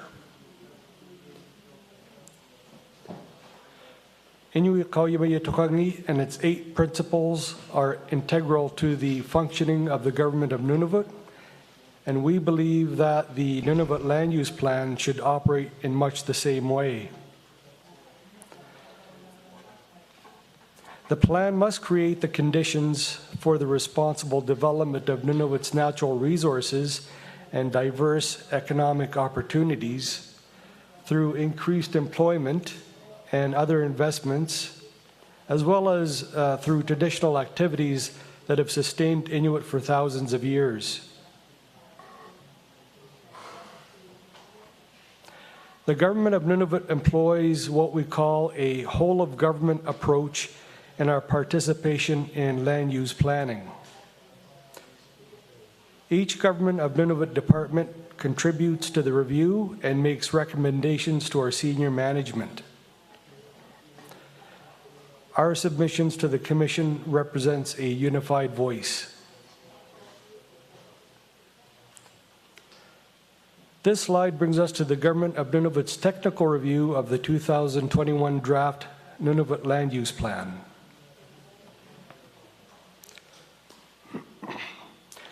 This map is essentially the Nunavut Planning Commission's zoning map, or Schedule A, but instead of only showing where the 3 draft plan zones or designations are, this map highlights the underlying land values informing the Commission's proposed limited use and conditional use zoning choices.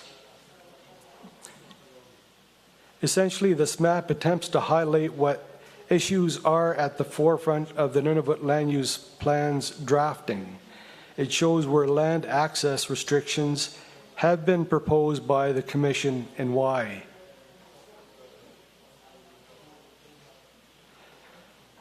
The Government of Nunavut found that the options and recommendations document has been greatly improved and helped facilitate our review of the plan. However, we found the Commission's rationale was not fulsome enough to understand the trade-offs that they made.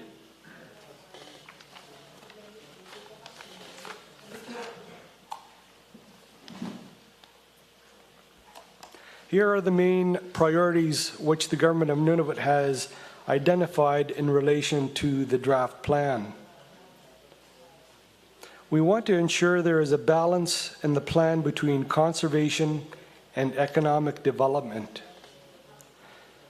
This includes both environmental stewardship as well as current and future economic opportunities. Recognizing gaps or highly polarized recommendations for certain issues, the plan must be appropriately balanced. The plan must be reflective of a range of planning partner views.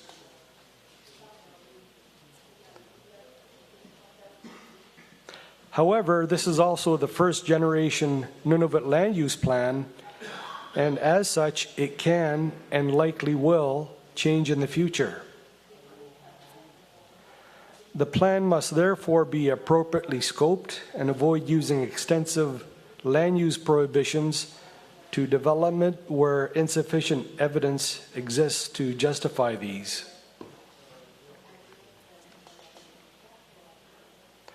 Lastly, municipal views require more explicit inclusion in the implementation of the plan to ensure that it is compatible with municipal plans and with current and future community development, such as their needs and priorities, including transportation, electrical utilities, quarrying, and resource development.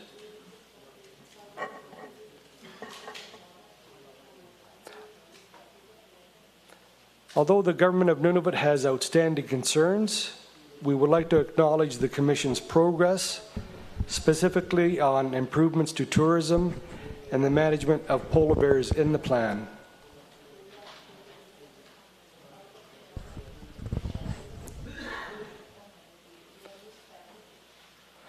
The government of Nunavut's main concern is that the plan does not adequately balance environmental and economic goals. We understand that everyone may have a different understanding of what a balanced plan is. A balanced plan for the government of Nunavut will ensure that there are adequate numbers of animals, such as caribou, to meet the dietary and cultural needs of Inuit, and that there are diverse economic opportunities for Nunavummiut, including access to these opportunities via linear infrastructure.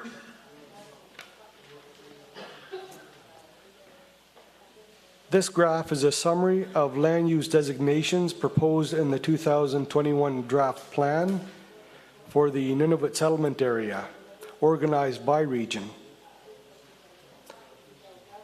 All limited use designations prohibit development activities, including mining and oil and gas exploration.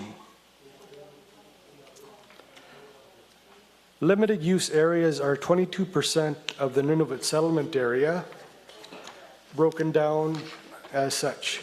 22% of the Kivalliq region, 36% of the Kitikmeot region, and 17% of the Qikiqtani region.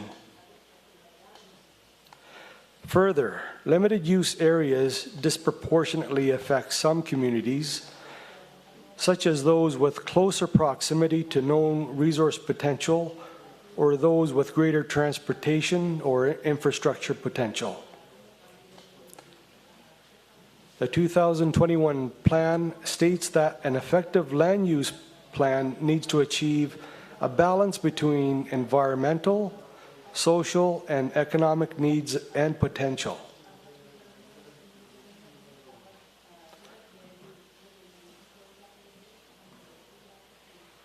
One of the government of Nunavut's major concerns is that this balance has not been achieved yet.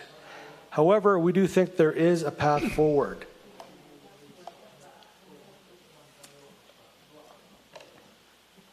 Caribou are important to Nunavummiut for many reasons.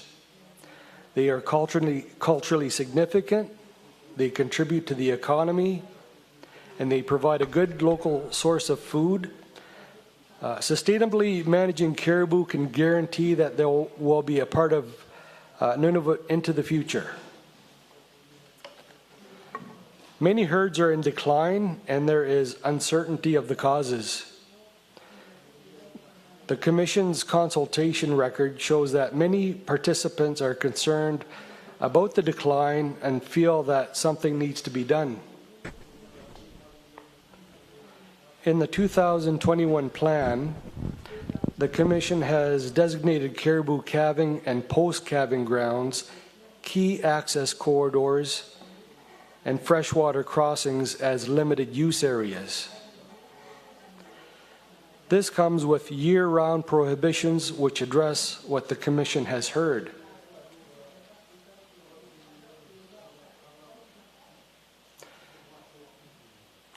The government of Nunavut supports the protection of critical caribou habitat and has faith in the robust regulatory system in Nunavut to help address impacts. We must also consider the socio-economic implications of those protections.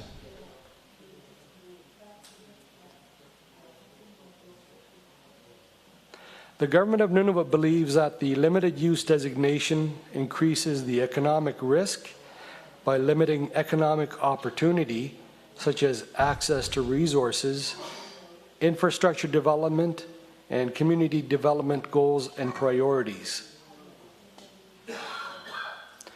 The government of Nunavut believes that conditional use zoning with seasonal restrictions can better achieve a balance between these priorities.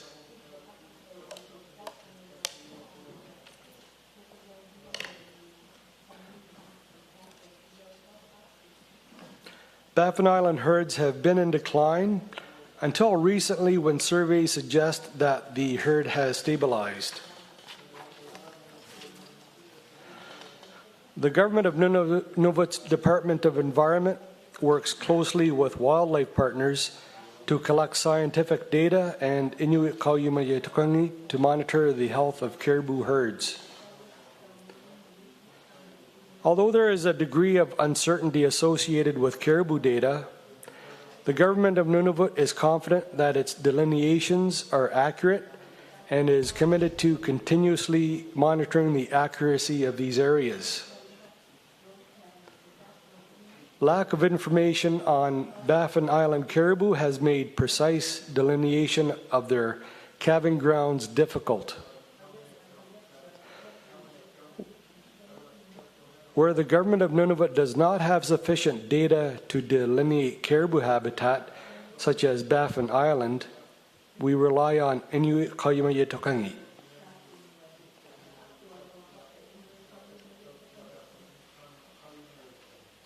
The population of Nunavut is growing.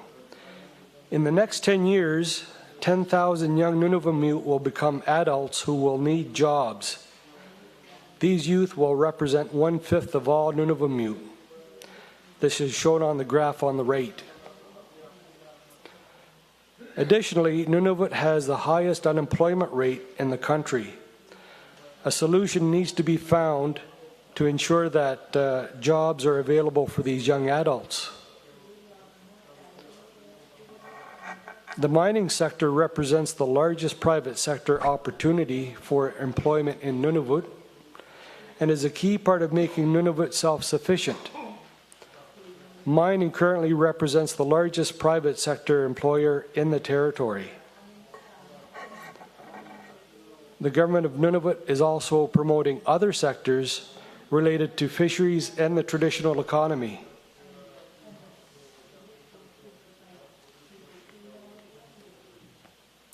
The government of Nunavut believes the 2021 plan is too restrictive. The current plan prohibits mineral exploration on approximately 21% of the planning region.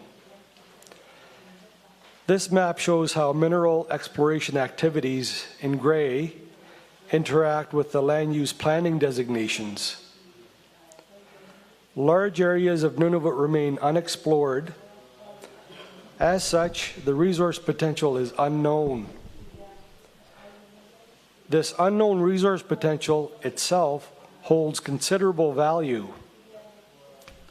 The limited use designation prohibits exploration work that is needed to properly understand the resource potential to make informed decisions on the acceptability of development. Few exploration projects develop into a full productive mine. A plan that unduly limits exploration can therefore reduce the chance that a viable deposit is found. Nunavut is already considered a difficult area to develop. The government of Nunavut does not want to create additional barriers to potential opportunities.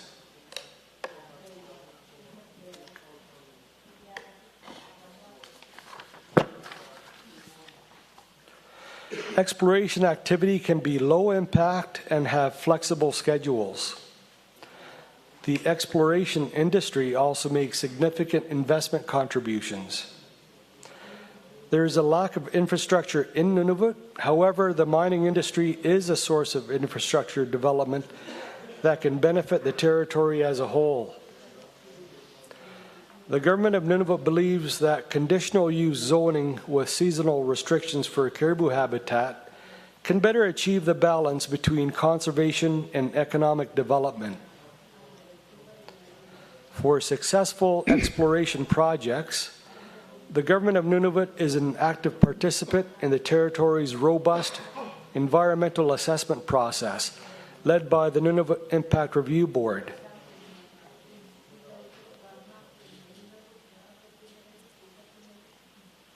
As mentioned, Nunavut's unemployment rate is high and employment opportunities may be limited. The economic impact of the current draft plan may be significant. Opportunities for Nunavut and its residents may be limited by prohibiting exploration and unduly restricting transportation or hydro connections for both development and communities. Nunavut is home to an abundance of minerals and metals, including critical minerals for green technologies, as well as potential for significant oil and gas development. Post-devolution, the government of Nunavut will rely on revenue and royalties driven by economic opportunities, such as from resource development to provide services to the territory. A restrictive plan limits the economic potential available.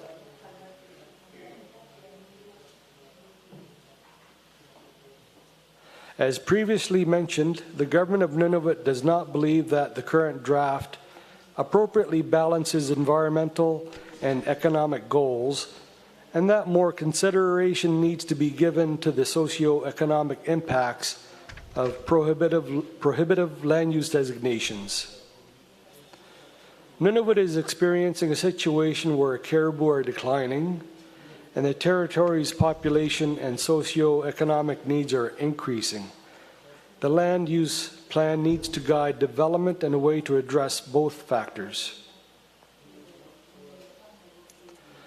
The conditional use designation with seasonal restrictions for caribou calving and post-calving grounds, key access corridors, and freshwater crossings is appropriate to balance environmental and economic goals.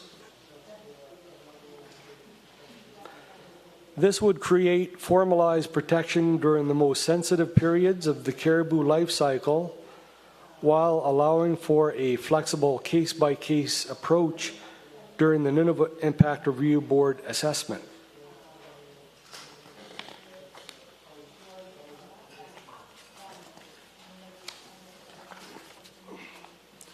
Further, the government of Nunavut supports seasonal restrictions up to and including seasonal phased shutdowns in these areas. And we have provided the critical timing windows for when caribou are present.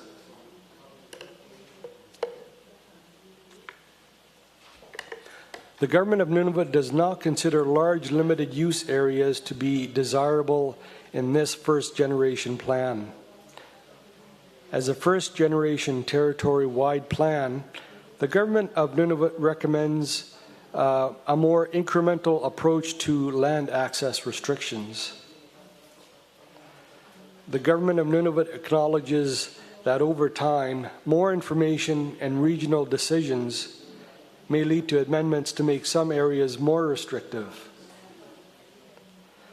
The government of Nunavut recommends a red flag approach to identify areas of interest, concern, significance, and where competing interests exist and require greater scrutiny. As more information is known, the plan can be updated through periodic reviews and plan amendments.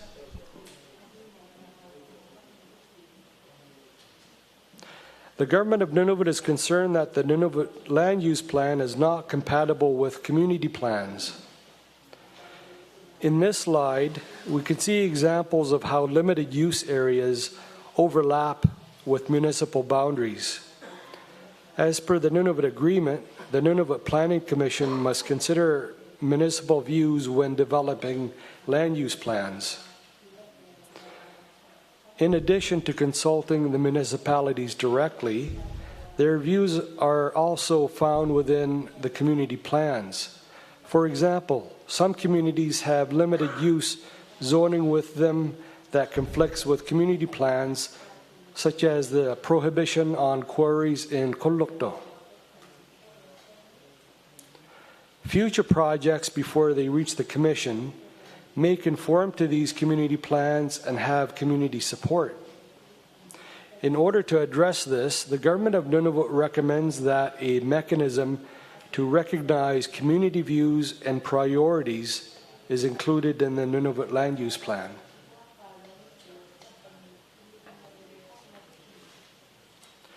In summary, the Nunavut Land Use Plan needs to account for community plans within municipal boundaries.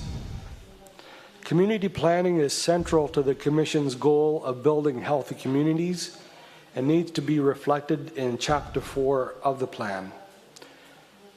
To address these concerns, the Government of Nunavut recommends that the scope of minor variances be broadened so that projects that conform with community plans may be referred to the review board for screening, or a general exemption should be built into the plan if the project is in conformity with the community plan, or areas within municipal boundaries are zoned as mixed use.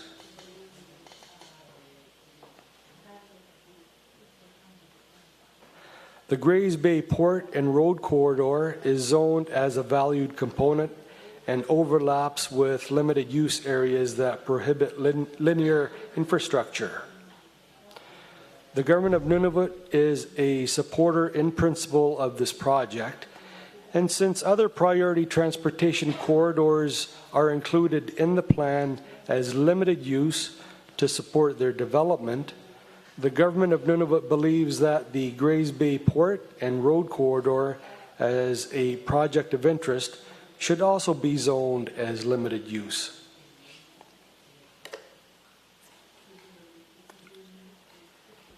Some of Nunavut's existing mineral rights are not protected in the current draft plan. Furthermore, the issue of stranded assets should be addressed in the plan. Stranded assets or existing rights are those surrounded by limited use areas and would need a plan amendment to access them. The Government of Nunavut believes all existing rights should be protected and able to reasonably develop without a plan amendment. The surrounding limited use restrictions also impact the value of those existing rights.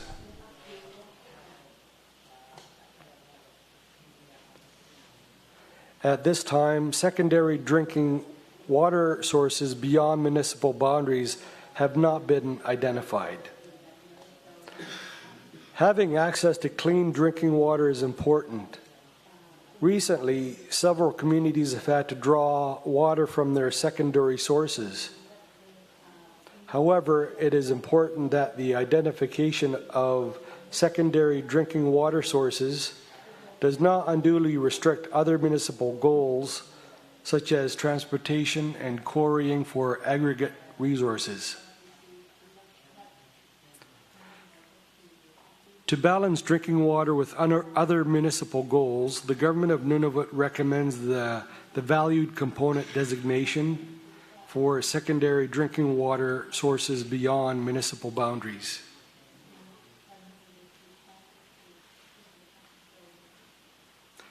As part of its previously mentioned dual mandate in the land use plan, the Government of Nunavut has been asked by the Nunavut Planning Commission to confer with its co-signatories on certain issues.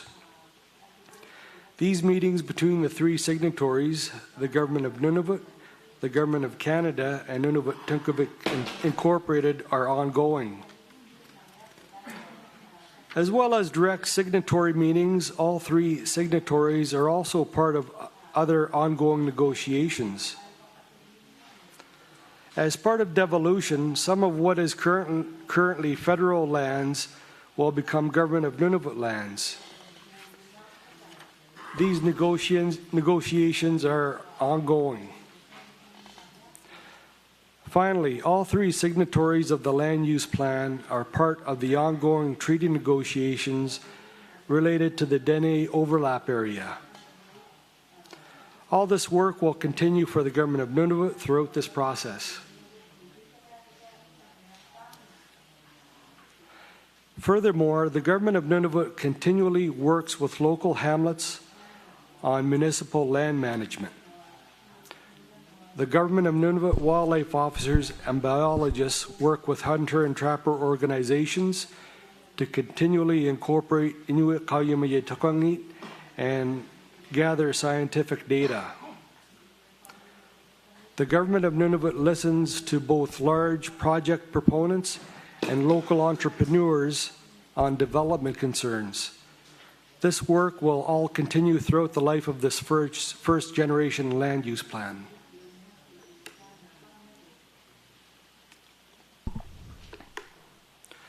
The Government of Nunavut appreciates this opportunity to discuss our outstanding issues and provide an additional perspective for our fellow planning partners' considerations. Development in the north can be particularly challenging, and we owe it to Nunavut to collect all the necessary information and input before making land access decisions. We must emphasize the importance of our integrated resource management system and the work carried out not just by the Nunavut Planning Commission, but also the Nunavut Impact Review Board, the Nunavut Water Board, and the Nunavut Wildlife Management Board. Together, these institutions safeguard the ecosystemic and socio-economic integrity of Nunavut and ensure the responsible development of our natural resources. At this point, the Government of Nunavut acknowledges that there have been improvements to the plan.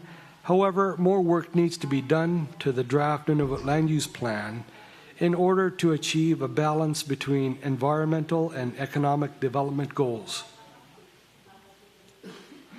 We look forward to hearing how other parties think this balance can be achieved and receiving an appropriately scoped revised draft plan from the Commission after the completion of these hearings.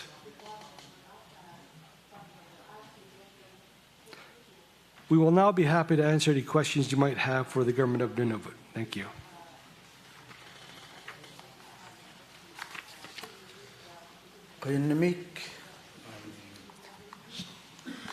Sharon, any question from the staff? Thank you, Mr. Chair. Sharon Halawak, Executive Director with the Nunavut Planning Commission. Jonathan Savoy, questions? Jonathan, please. Thank you very much. This is Jonathan Savoy with the Nunavut Planning Commission. Thank you very much, Henry, for the presentation today and for the government's participation in our process over the years. One simple question to start off with.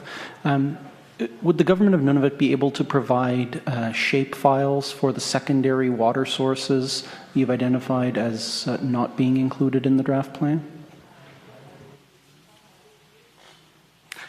Henry Coleman, Government of Nunavut, the answer is yes. Go ahead, Jonathan. Thank you very much for that. We'll look forward to receiving those files. The next question on the subject of balance in the land use plan and the lack of balance in the plan as the GN reviews it. We note that your presentation identified concerns with, quote, large-scale limited use areas, and you made specific recommendations for the treatment of caribou habitat through seasonal restrictions. That is clear and understood. I'm just wondering if you can provide any additional clarity on other specific topics in the draft plan. For example, things like community drinking water supplies that extend beyond municipal boundaries, where the Commission has proposed limited use areas, or community areas of interest in the Kitikmeot, including the Boothia Peninsula and the Hukatak River. Thank you. Okay, go ahead.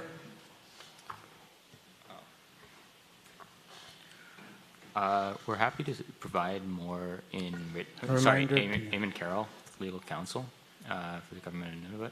We're happy to provide more in writing as to more limited use areas. But as a general statement, the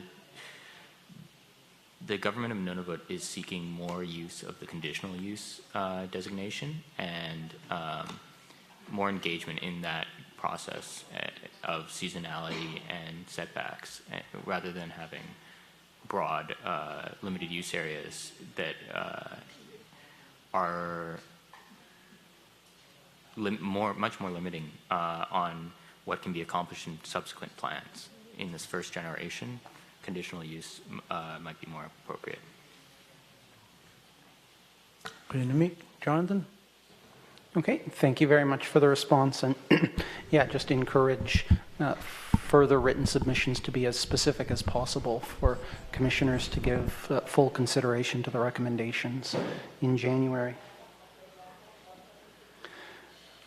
Also, as noted, the government of Nunavut is supportive generally of things like seasonal restrictions and setbacks in the draft plan. Do you have any comments on the applicability of those conformity requirements to projects with existing rights? So in areas where the Commission has identified projects with existing rights, is the government of Nunavut in support, I guess, of including the application of these other conditions to these projects with existing rights? Thank you.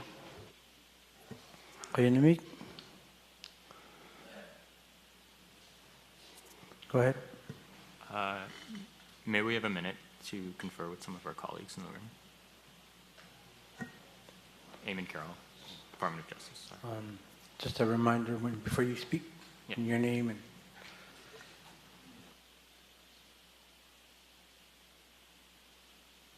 Yep. Go ahead.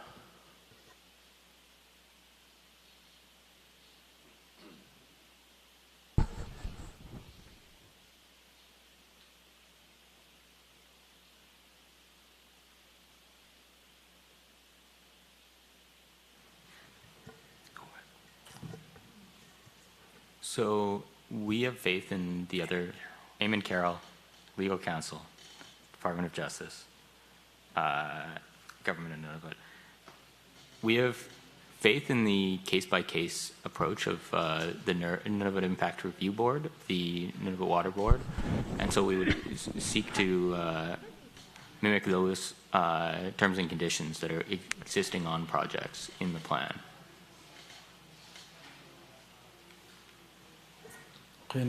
Jonathan? Okay, thank you. So just to clarify, I think that would be consistent then with a mixed-use designation for areas with existing rights, similar to what the Government of Canada has recommended. Is that correct? Yes. I know it's a short answer, but for the record, your name and your Eamon Carroll, organization. Legal Counsel, Department of Justice, Government. Thank you. Jonathan? Thank you very much again. Jonathan Savoy with the Nunavut Planning Commission. During your presentation, you noted the importance of critical minerals to the territory, the country, and the world. Does the government of Nunavut have information on the distribution or availability of critical minerals within the territory that it would be able to provide to the Commission for its consideration?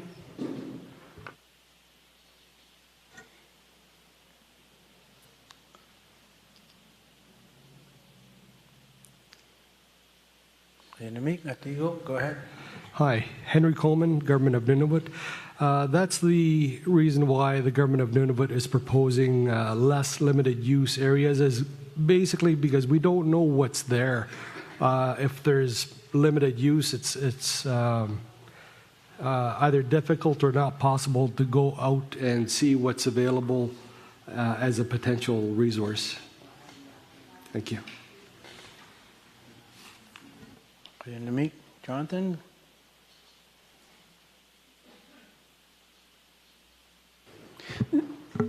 Thank you very much, Jonathan Savoy with the Nunavut Planning Commission.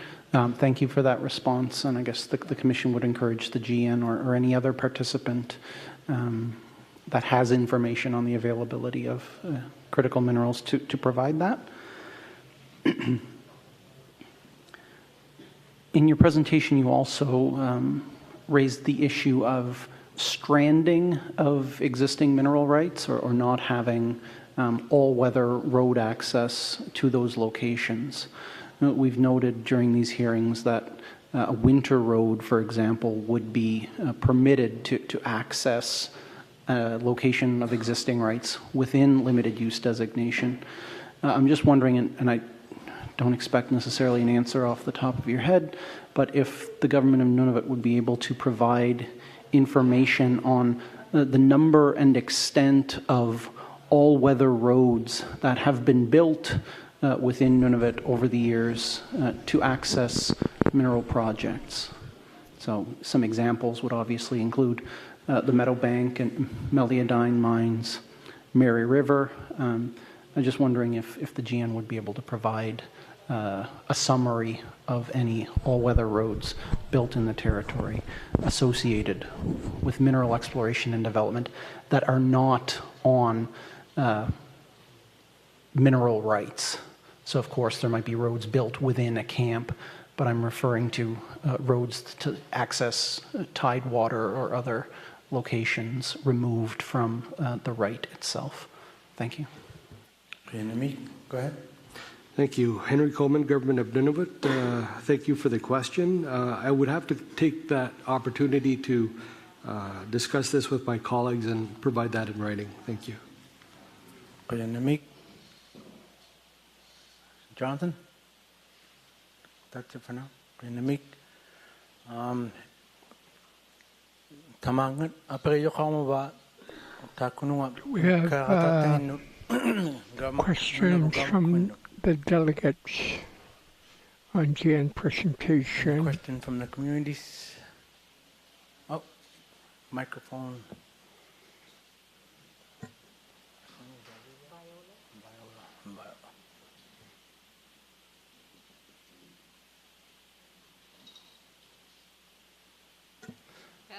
She need help with the microphone. Thank you.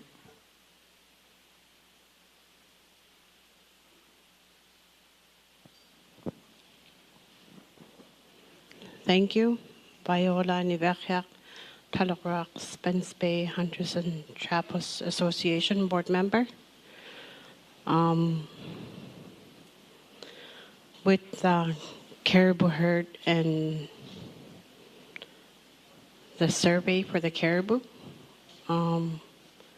we had a virtual meeting with the GN for the caribou survey in our region, near our community. The board members in Talarock for HTO suggested ask and advise for a selective date for them to start their caribou survey. But they didn't take our advice, and they wanted a selective date, which they chose.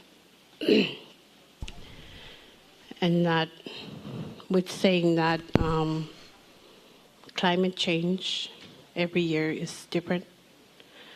The time frame for migration varies each year at different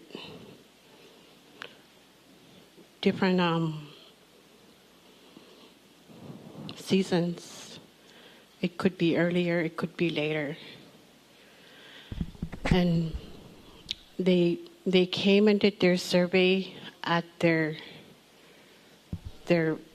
selected date, and that we asked them to do a later date because we know that the caribou herd did not pass through yet. This year was very different from last year. So they continued with their survey. And when they were done, they left. Shortly after, the caribou herd came crossing by. So with that being said, your survey numbers, they're off. Yeah, I just wanted to say that. Thank you. Namik? I think that was more of a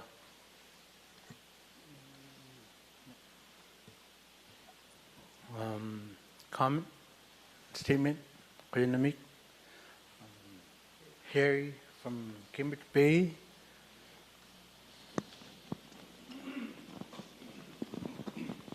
Good afternoon, Harry Makshagak from Cambridge Bay. I make no apologies for my absence. My wife's health and well-being far supersedes the information gathering and the sharing of information, but this is important.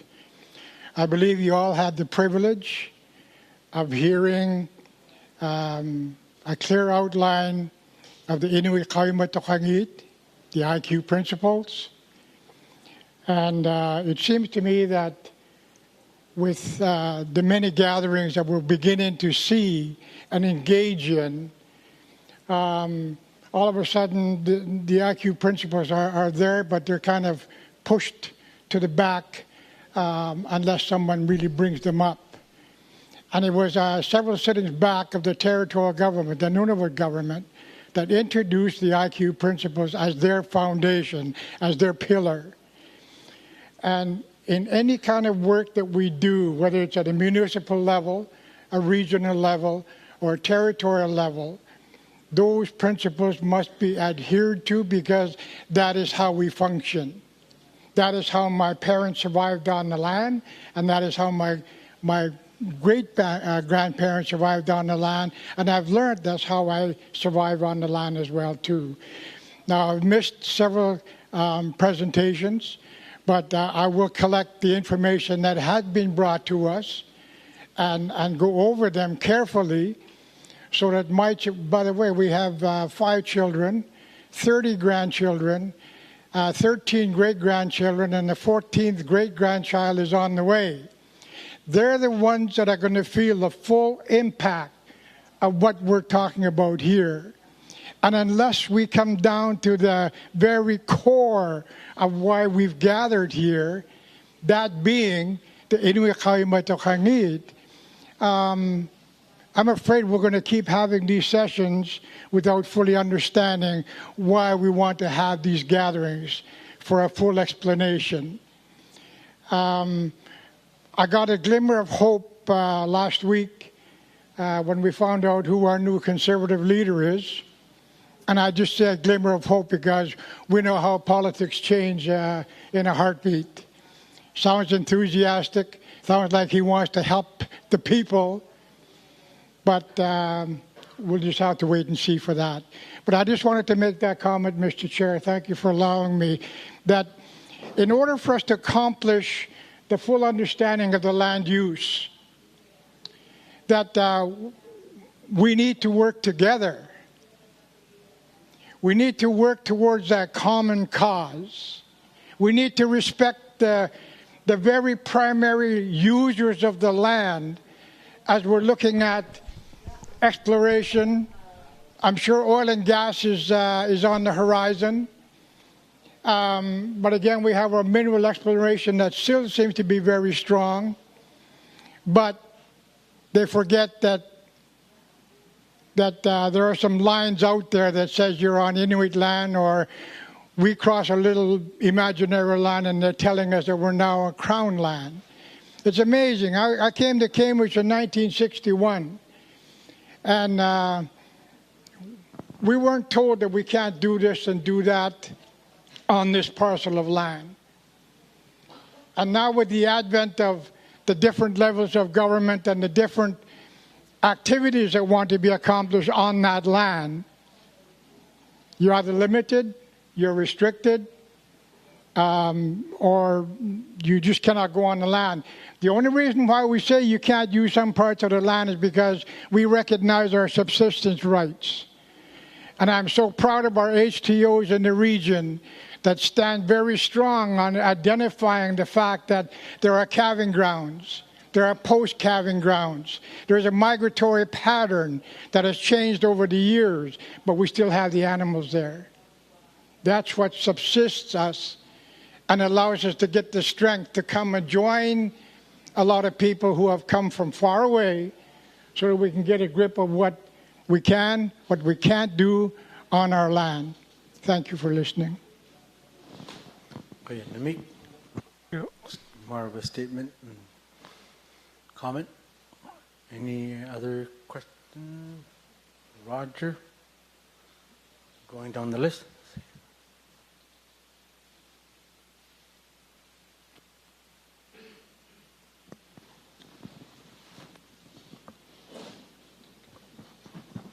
Hello. Wonga Oktober HTO Sibato Tuglia. What Jack Okadla Mata took to it no elected. Okadla Mata. Amakota time Humagi Akakto took to ignore Tribadlia at Mata Amaway. Nunaling Amakota ticket Mata Bowl. Doing this. There are numerous wolves. They are being neglected when caribou herds are depleting. This spring, in Akbiak, a herd came by, come through the community. At caribou food source. For the caribou, when the ground is poor, they migrate. Their migration changes through. Like any animal, if there are too many, they deplete their feeding grounds. Thank you, Chair. I think it's more of a general comment than a question. How would you categorize that, please? I guess I'm not sure how it was translated, but Henry? Go ahead. As Eamon Carroll, Legal Counsel, Department of Justice. As Henry stated in his presentation, we are in agreement that there is uncertainty as to the cause of the decline.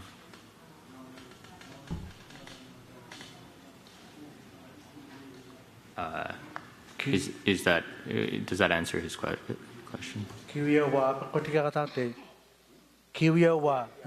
Okay. And Jacob.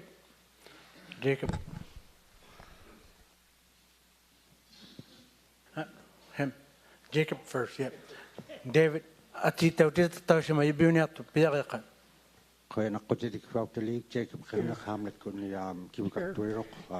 Hamlet Rep.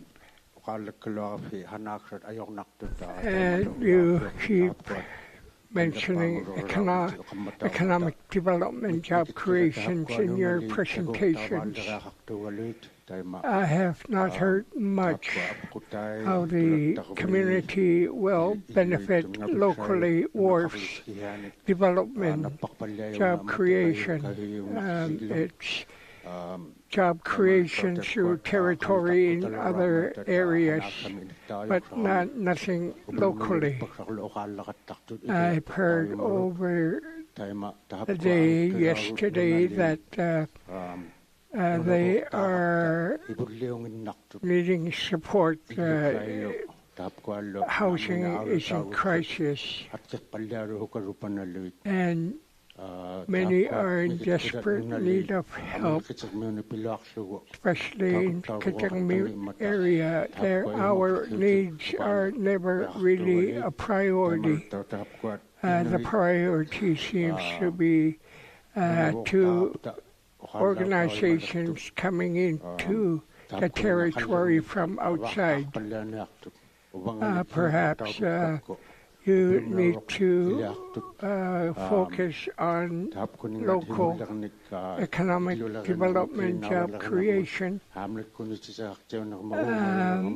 Hamlets are doing their best, HTOs, local RCMPs.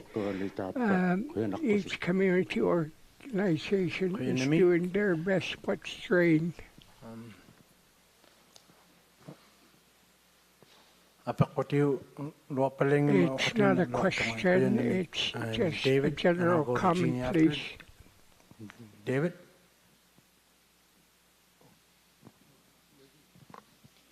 Thank you, Chair. David Tutalik.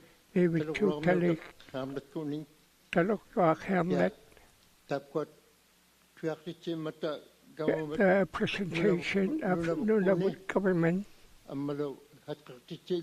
And you have given us a written report. Thank you for that. It's readable. I have not been able to hear your position as an ADM, so it's quite well what CBC have mentioned your title quite often, but the presentation you are giving as part of government representative, and you plan, but in a moment it would change. And for your information too, it's very hard to receive and get straight answers from the government. You are always giving obstacles to the community needs. You say it's part of a GN Constitution, Nunavut Constitution, the rules, policies, and you spoke well of the future endeavors. But I say what you have presented today can change very quickly. Perhaps government is top-heavy, and the public in the communities are there for the sake of looking up at the government at the top and begging at times. We have a Nunavut now. And at times you say the Inuit language is very important, a priority, and this will greatly enhance when the Nunavut agreement is signed, but it's still just at discussion stages. Nothing really has emerged. So I just wanted to state this general comment. I'm here, I've been invited to Nunavut Planning Commission, what they are trying to achieve. KIA was here, and NTI was here as well.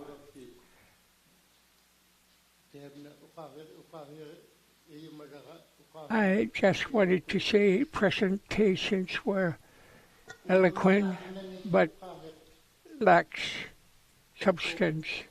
Now, coming from me, I look at my future, my children. I want them to have a reasonably easy life. And the policies from the government have to be able to safeguard what my aspirations are for my siblings. So I said to you, I support my future through my children. Our youngsters, our teenagers needs to have relatively comfortable life.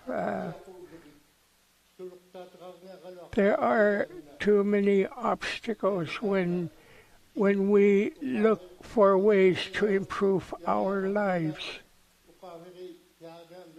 And I mentioned this to you. I mentioned this. I'm not going to be always saying what I am saying now or complain. Thank you, Chair. General comment. We'll take that as a general comment. The general comments that he has made, they're taken and noted. Go ahead, Jeannie. Jeannie Ugyak Talaga HTO. And in your presentation,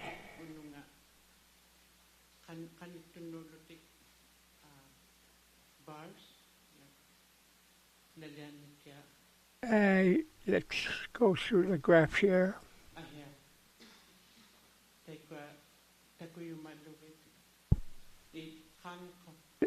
Here, this graph here. Itong mute. And looking at the graph, it indicates what the situation is with this diagram here. Yesterday morning, when I asked for support in proper care and development of Uchiha Peninsula, that area is teeming with wildlife. We still have concern about that area. I think to the government panel and to others, KIA and TI,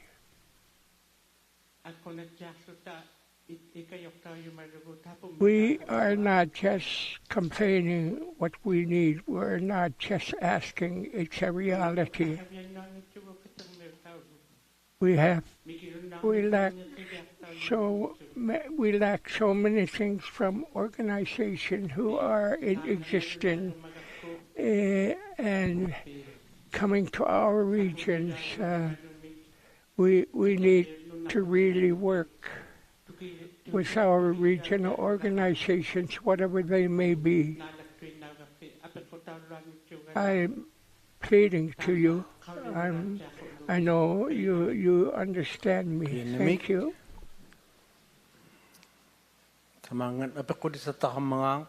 Any further questions from delegates to the presentation of Nunavut government?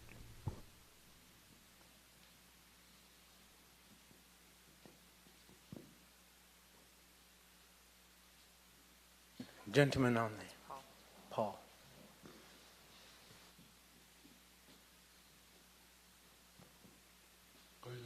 Thank you, Chair.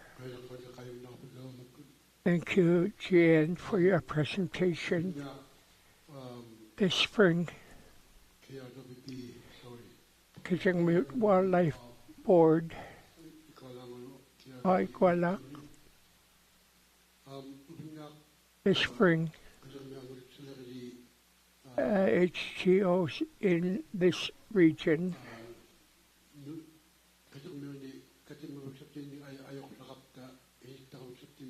And we were supposed to have our annual general meetings, accommodations, and transportation are hard to head at that time.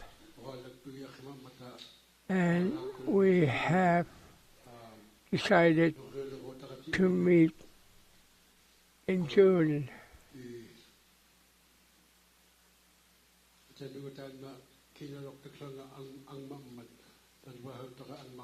So our funding has come in for caribou research. It was mentioned earlier that GN Wildlife Caribou research was late, left early, and we were told, you know, we're here only for a certain time and then we have to leave. So I asked the government of Nunavut, why were you short of funding? You said you have to stick to your schedule and leave before the caribou herd came, and you were not able to do a proper survey of the caribou herd.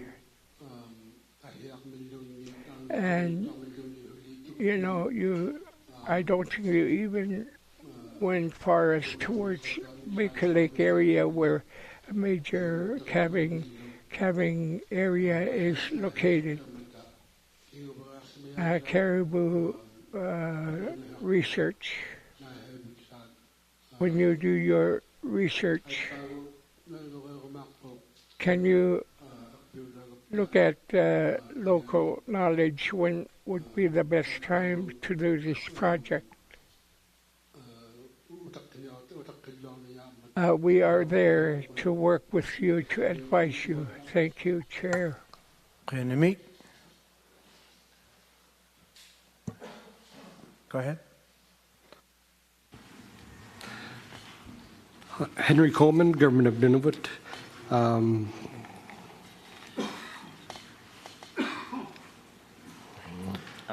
Sorry. Sorry, maybe we have a minute to discuss. Sorry? Maybe we have a minute to discuss it. Okay.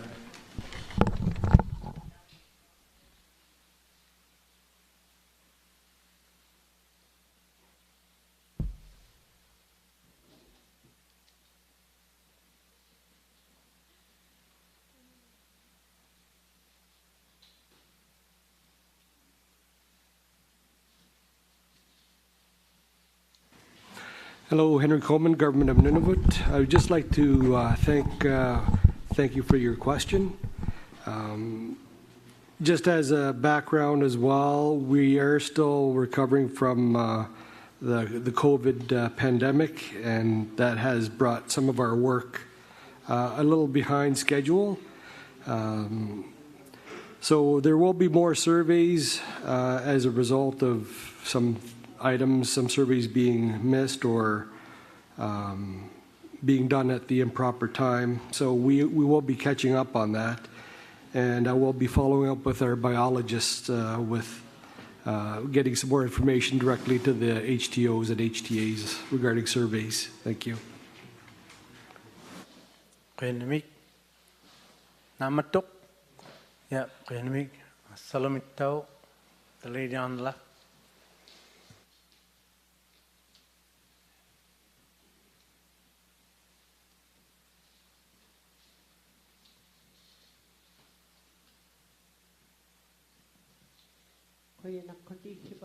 Thank you, Chair Salome Richoli, Joe Haven, Hamlet Councillor.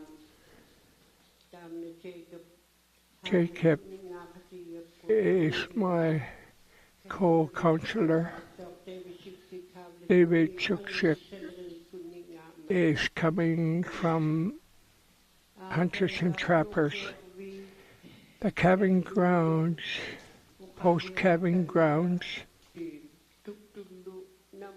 and the caribou migration herd, which is widening and diverted in some cases from their traditional route, and the caribou crossing, freshwater caribou crossings. We have the knowledge. My question is, are they documented properly? Caribou calving grounds.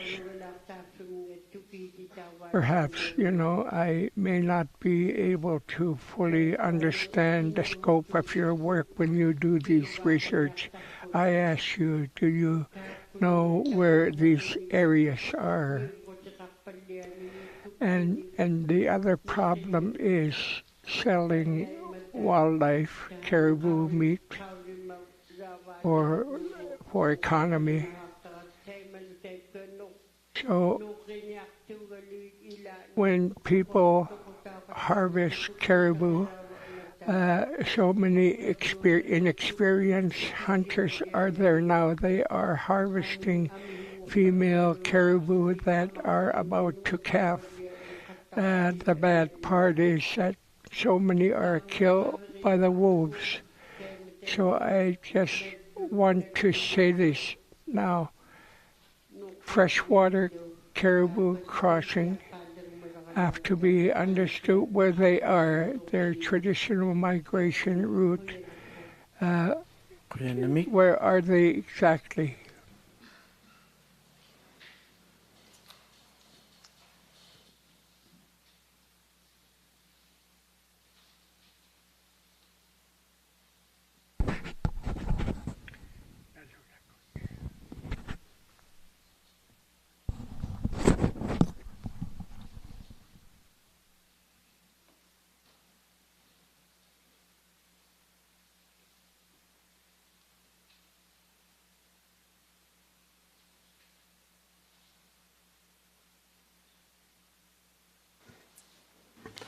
Hello, thank you. Henry Coleman, Government of Nunavut.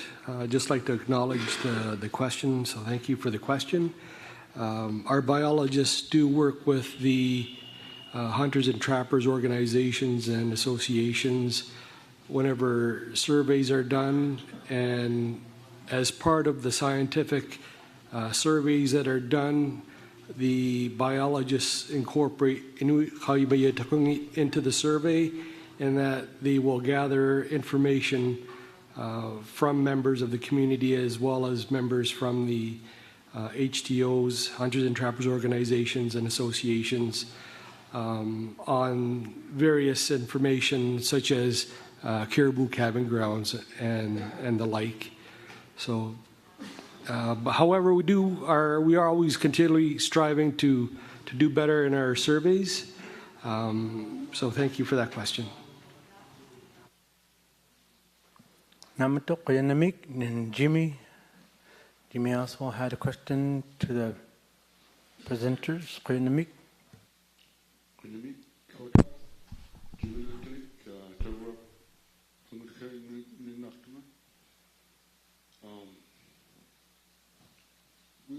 been, the reason why we want to protect Awikto, we see so many different mines that were developed down south, even Mary Mine, and everything, like articles, mining, it affects the environment. How much does the Nunavut government study on immersion of carbon from mining? Is there any studies on that? How is it affecting the global warming? How much are we like? How much this everything that we read about mines, after 20 years, there's permanent damage. They said mining is a permanent job, but it's only 20 years, but permanent damage. So, you know, for some reason, it seems to be the only job. And here we're working on protecting Awikto, and we created 10 full-time jobs, not even 2 years. Mining takes forever, and I don't know how many Inuit are working in mines. I don't think that much. So there's so many different options. Yeah, Koyanamik. Koyanamik.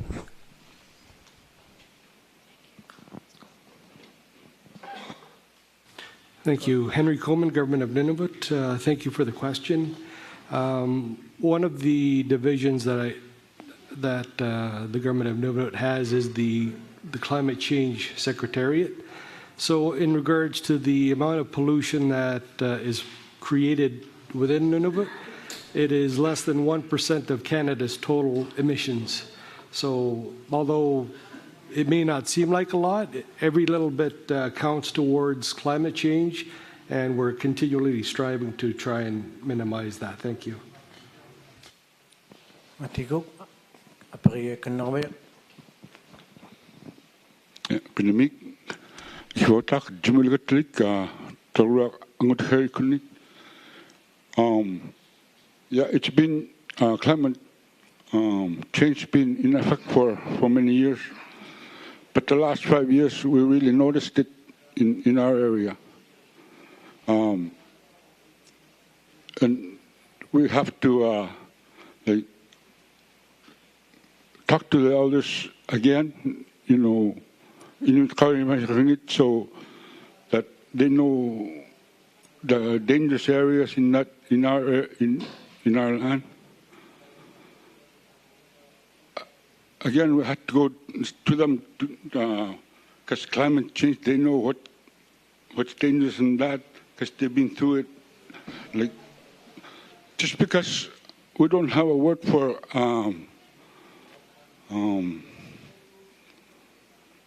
what's that word? We don't use the word autocumulus cloud. Doesn't mean we don't know it's going to do that. We've been up here, like I said, 10,000 years, so we know the land. I heard a story in the early 60s, mother and a daughter. The daughter was playing outside. She started digging. And her mom said, don't dig so deep, because it's going to get too warm out. They knew about carbon gas, all that. These are, carbon are, we got to be more, we understand what's going on, so I just want to say that. General comment? Any question from delegates to the panel? Appears there's none from registered participants. State your name and your organization. Jim McEachern, the CAO for the municipality of Cambridge Bay. On day one of the hearings, after the NPC presentation, I had asked for clarification on the impacts within municipal boundaries. And I was under the understanding it was primarily related to quarrying and fuel tank storage, that type of thing. But after this presentation, and with the slide that you had with the, can you bring that up, the Kugluktuk boundaries?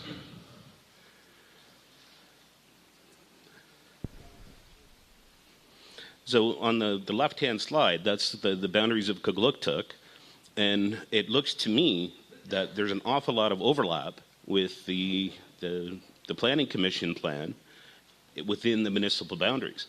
So I would really like additional clarification, like in this example with the quarry that has already been included in the community plan, which takes precedent? Does the NPC plan supersede community plans? Okay, Namik, I'll let Jonathan. Go ahead, Jonathan.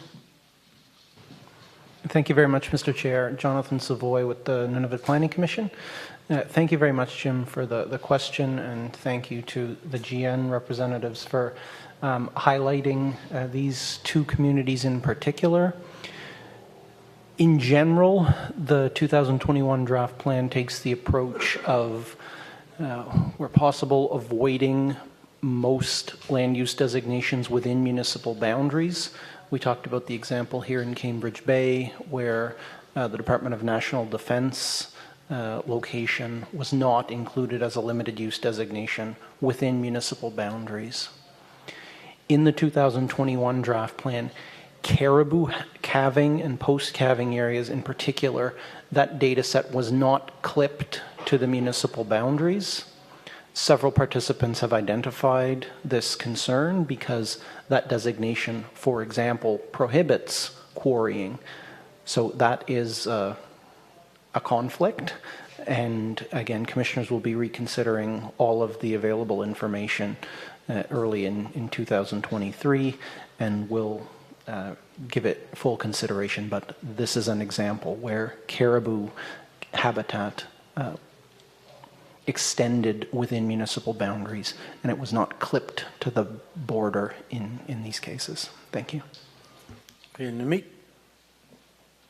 Any other question? Oh, she can go first, and the gentleman behind there can go after. Okay, Namik, go ahead. Pamela Wong, Senior Research and Technical Advisor to the Kitikmeot Regional Wildlife Board. I have more of a broad question. I guess from my experience working for the board, I think the board and the community has heard some of the positions from some of the organizations that have presented here. I'm just wondering if there are any plans for the organizations to communicate some of the impacts of their positions on the communities to the communities directly. I know a lot of it's coming to NPC here, and the communities are receiving information that way. But I'm just wondering if, between organizations, there could have been, or if there could be more sharing of information so that the communities are aware of what the impacts of what's being recommended here would be. Thank you.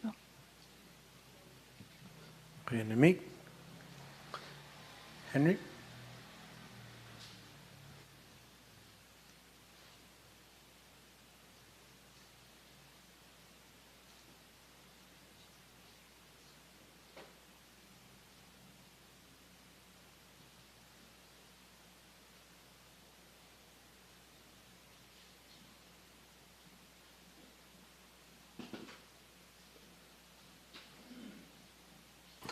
Thank you, Henry Coleman, Government of Nunavut. I can say that, yes, we will be providing that information in the implementation phase.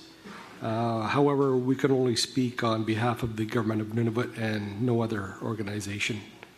Thank you. Good. Go ahead.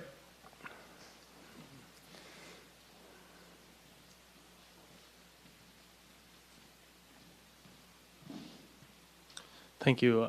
Ezra Green, Senior Research and Technical Advisor for the Department of Environment, Wildlife and Environment with Nunavut Tungavik.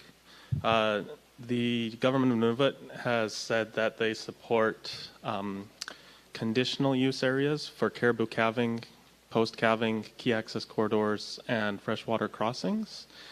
And I believe the written submission has specific dates for different herds.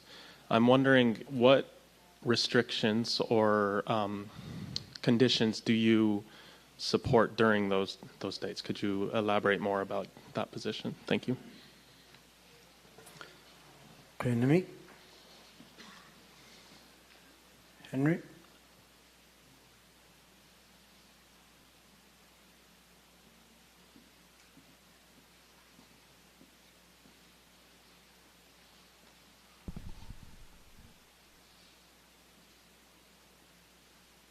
Henry Coleman, Government of Nunavut. I'll have to consult with my colleagues on that and provide a written response.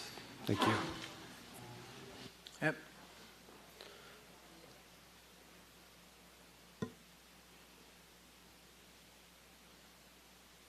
Sorry. Oh, 1 minute. Mga pagkikamayo kang mga...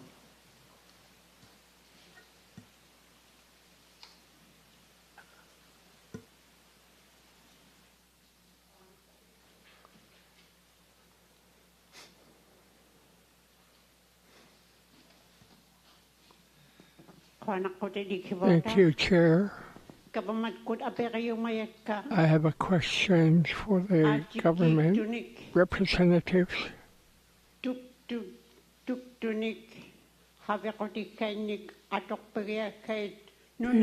coloring project applied to all the territory. Blue nose and blue nose herd coming in from Homan Island to Holoktok. They're migrating. They arrived to our area. I like to know what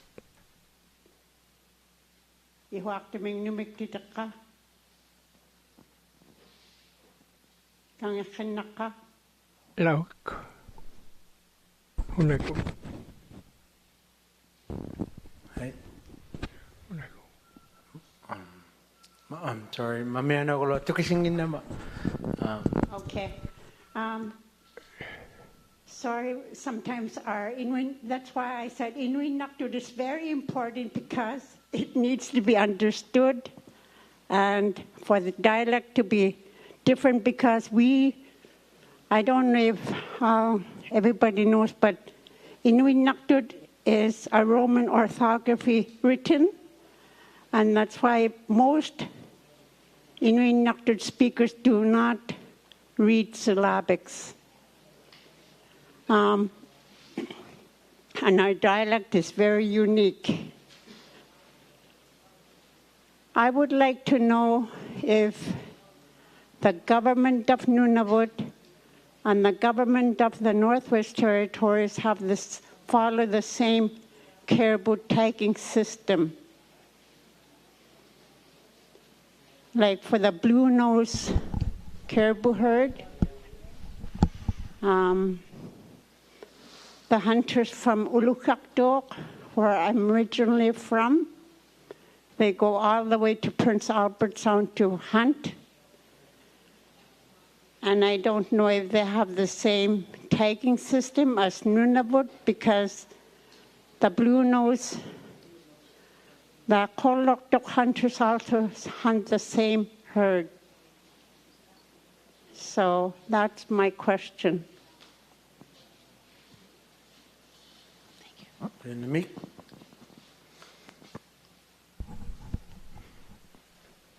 Henry? Thank you. Henry Coleman, Government of Nunavut. Thank you for the question. I do know that this is a herd that is shared between Nunavut and the Government of the Northwest Territories, and that we do collaborate with our other territorial partner on this. I am not, however, familiar with the exact way in which they do their surveys. I'd have to come back with a written response for that one, but good question. Thank you. Yeah,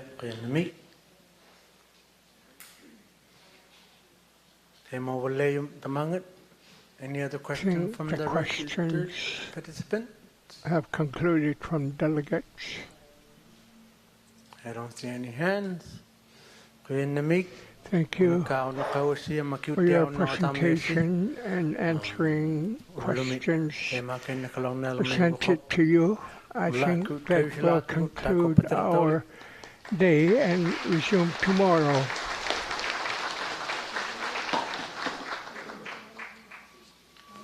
Yeah, kau panai mo kat pergi alam juga. Kaya nami, undo kata nak sih.